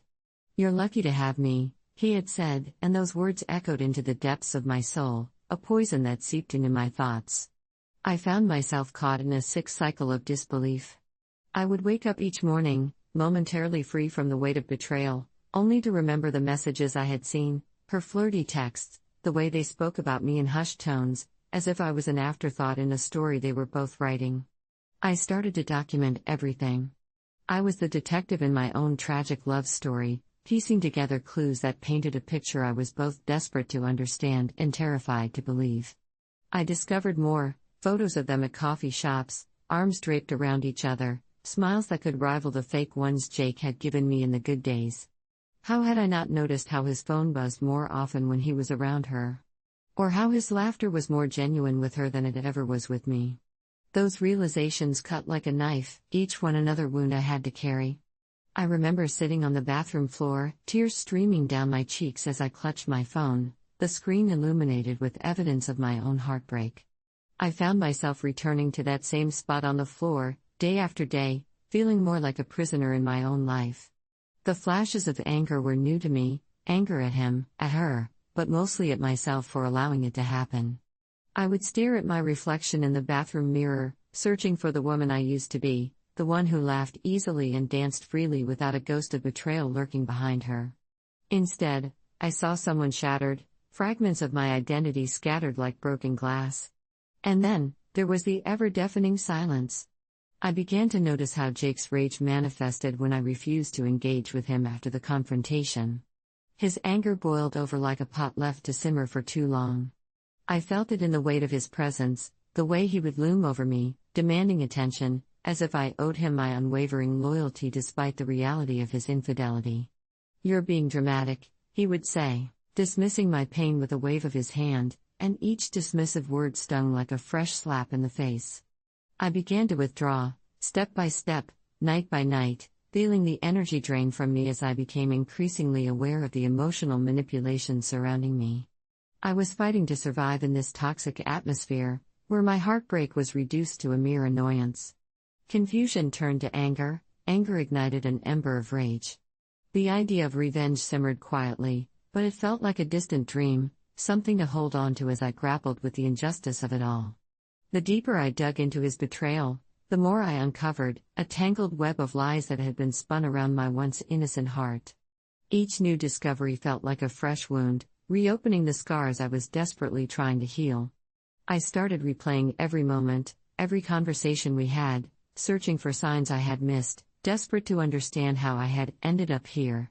The laughter we shared now felt laced with poison, and every tender gesture felt like a cruel joke. I remember one evening vividly, the sky bruised with dusk as I sat alone at a local cafe, pretending to sip my lukewarm coffee. I scrolled through my phone, numb to the world around me, when I saw it, a selfie Jake had posted with Jessica. They were beaming, faces inches apart. The smile on his lips told a story that my heart couldn't bear to decipher. The caption read, "Living my best life with my favorite person."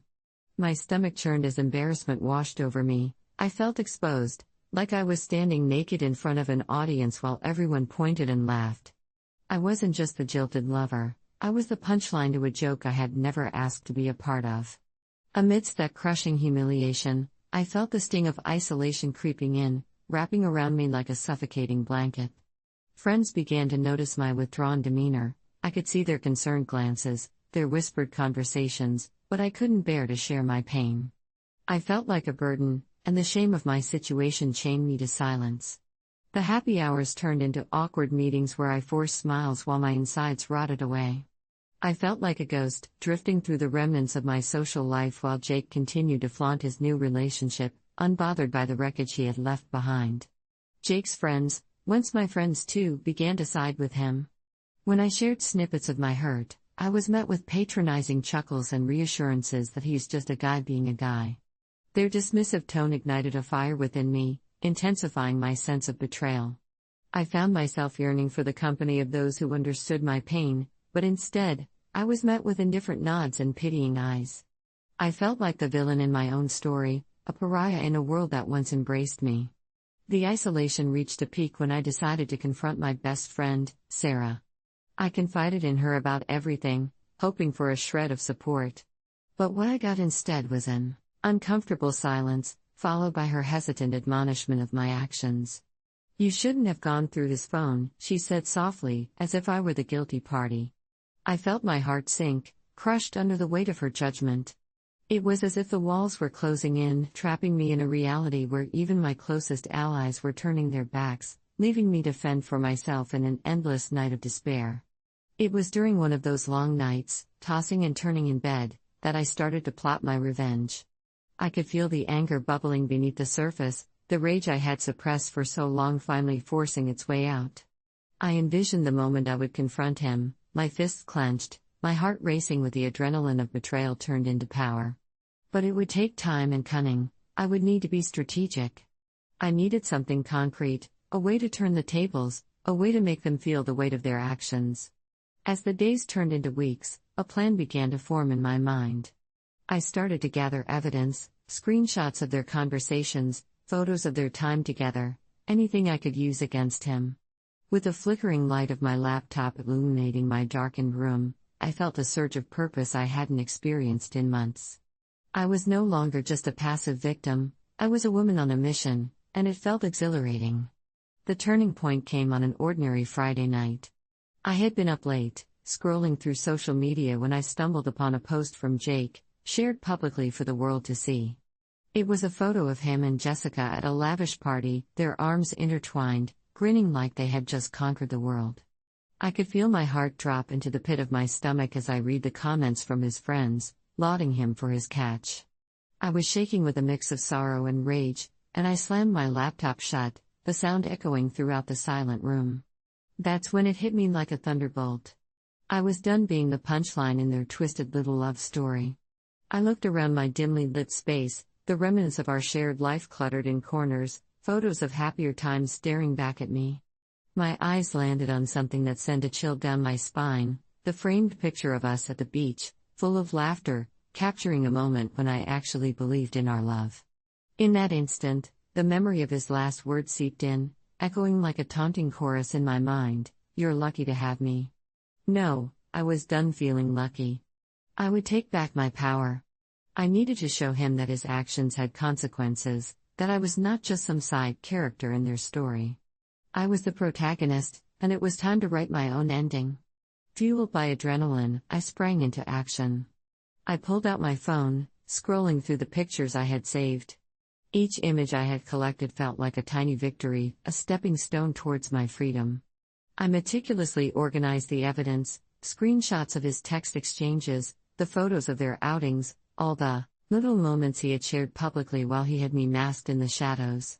I could feel the heat of determination rising within me as I created a folder, labeling it with a name that made me smirk, Jake's True Colors. But the plan needed more than just evidence. I needed a way to weave the truth into a narrative that would hit them both where it hurt, their carefully curated images of happiness. The idea crystallized in my mind like ice forming on still water. I would confront him, but not just for myself. I would expose him to everyone who had been fooled by his charm, a public acknowledgement of his deceit. I envisioned sending an anonymous message to his friends, sharing the evidence and revealing the facade he had created. The final straw came when I overheard him on the phone one evening, laughing about how easy it was to manipulate me. I stood frozen behind the half-closed door, my heart racing as he bragged to someone about how I was too emotional to ever leave him. It was as if every fiber of my being was ignited by indignation. The reality of my situation became crystal clear. He had built a narrative around me, one that painted me as unstable and needy, while he strutted around as the misunderstood hero. At that moment, I realized I was done being afraid. The anger that had simmered beneath the surface erupted like a volcano, and all my fears melted away into determination. I would not just confront Jake, I would dismantle his carefully crafted illusion. I would take back my narrative, and I would do it on my own terms. I felt a rush of exhilaration as I plotted. I would gather this is where my detailed plan began to take shape, a meticulous blueprint designed not just to sting, but to dismantle the very foundation Jake had built his new relationship upon. It was time to flip the script, and I was ready to play my part. Here's how I envisioned it all unfolding. Step 1, evidence collection. I had already begun this process, but it was time to go all in. I meticulously scoured my phone for every shred of evidence that could help me. Screenshots of their flirty text exchanges, Instagram posts, Snapchat stories, they all went into their own folder titled Jake's True Colors. I wanted to ensure I had not just proof of his infidelity, but also material that highlighted his manipulation. I had to be careful not to draw attention to myself. I didn't want Jake to grow suspicious as I gathered this information. It meant I had to act naturally, engaging with my friends and maintaining a facade, even as I plotted in secret. Step 2, assemble my team. I needed allies who understood my plight and could help me execute my plan. I reached out to 2 close friends, Mia and Alex, people who had witnessed the unraveling of my relationship firsthand. Over coffee, I laid out my plan, showing them the evidence I had amassed. Their shock quickly transformed into support, and I could see the fire igniting within them too. Would they be willing to risk their friendship with Jake? I feared they might hesitate, wrestling with loyalties. But when I recounted the ways he had dismissed my pain and manipulated our circle, they were ready to back me up. Step 3, the social media setup. At this stage, I knew that the best way to expose Jake was through social media, his playground. I created a fake account using an alias that was just plausible enough to be believed. Armed with my collection of damning evidence, I began crafting a series of messages that would strategically unveil the truth to his friends. The messages would be timed to hit right when they were active, utilizing a mix of screenshots and personal anecdotes about my relationship with Jake.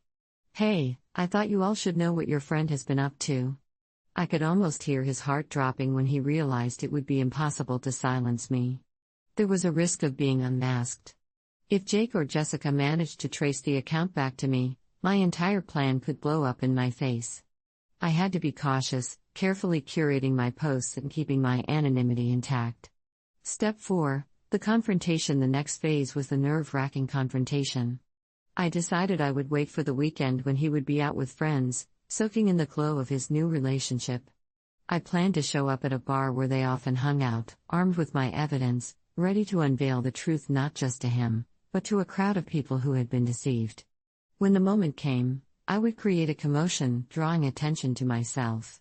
I envisioned Jake's face when he saw me, the disbelief washing over him as I pulled out my phone, displaying the incriminating screenshots of his exchanges with Jessica.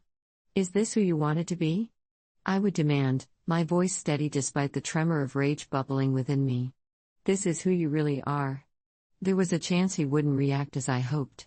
He might try to downplay my accusations or spin the narrative to make me look crazy.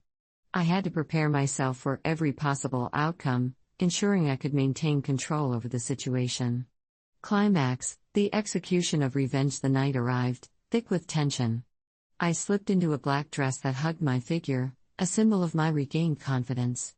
I took a deep breath, ensuring my phone was tucked away, screenshots ready to unleash. The dim lights of the bar flickered above me as I scanned the room, my heart pounding like a drum in my chest. I spotted him immediately, Jake, laughter erupting from his lips, Jessica's hand intertwined with his. They looked like a perfect couple, and it made my stomach churn. I felt a surge of adrenaline. This was it. I fought through the waves of anxiousness and made my way towards them, my friends Mia and Alex trailing slightly behind. The closer I got, the more I focused on the fury that had been building within me, a fire that had simmered for far too long. As I approached, I caught the glimmer of surprise on Jake's face when he spotted me. I could see the moment he realized something was off, his laughter faltered, and his smile faded. Jessica's face twisted in confusion, a shadow of doubt flickering in her eyes. I cleared my throat, a smile plastered on my face that felt more like a snarl. "Jake," I said, my voice cutting through the noise like a knife. "We need to talk." He blinked, disbelieving, glancing at Jessica, who looked ready to burst with curiosity. "What are you doing here?" he stammered, feigning nonchalance. "Just wanted to remind you of who you really are," I replied, pulling out my phone and holding it up for everyone to see. "You remember these, don't you?" I scrolled through the evidence I had meticulously collected, each screenshot illuminating the truth like a flash of light in a dark room. I could see the color drain from his face. The bar, once filled with laughter, began to fall silent. Faces turned towards us, drawn in like moths to a flame, curious about the unfolding drama. My friends stood back, watching, ready to support me, and I felt a palpable shift in the atmosphere. The tension was electric, vibrating through the crowd. Jake leaned forward, his brow furrowed. "What the hell is this?" he snapped, but his forced bravado didn't mask the tremor in his voice. I continued scrolling, flipping through the text that showcased his betrayal. "Can't wait for our date next week?" I read aloud, my tone dripping with mockery. "Or how about, you make me feel alive like she never could." Sound familiar? Each word was a dagger, aimed not just at him but at the facade he had created. Gasps echoed around me, and I felt the weight of all those eyes on us, every eager listener drawn deeper into the chaos unfolding before them. I could see the confusion on Jessica's face morphing into anger, her trust unraveling with every word I spoke. "Look," Jake began, his voice rising in an attempt to regain control, "this is just a misunderstanding." "Is it?" I shot back, my anger boiling over. "You think I'm the petty ex here?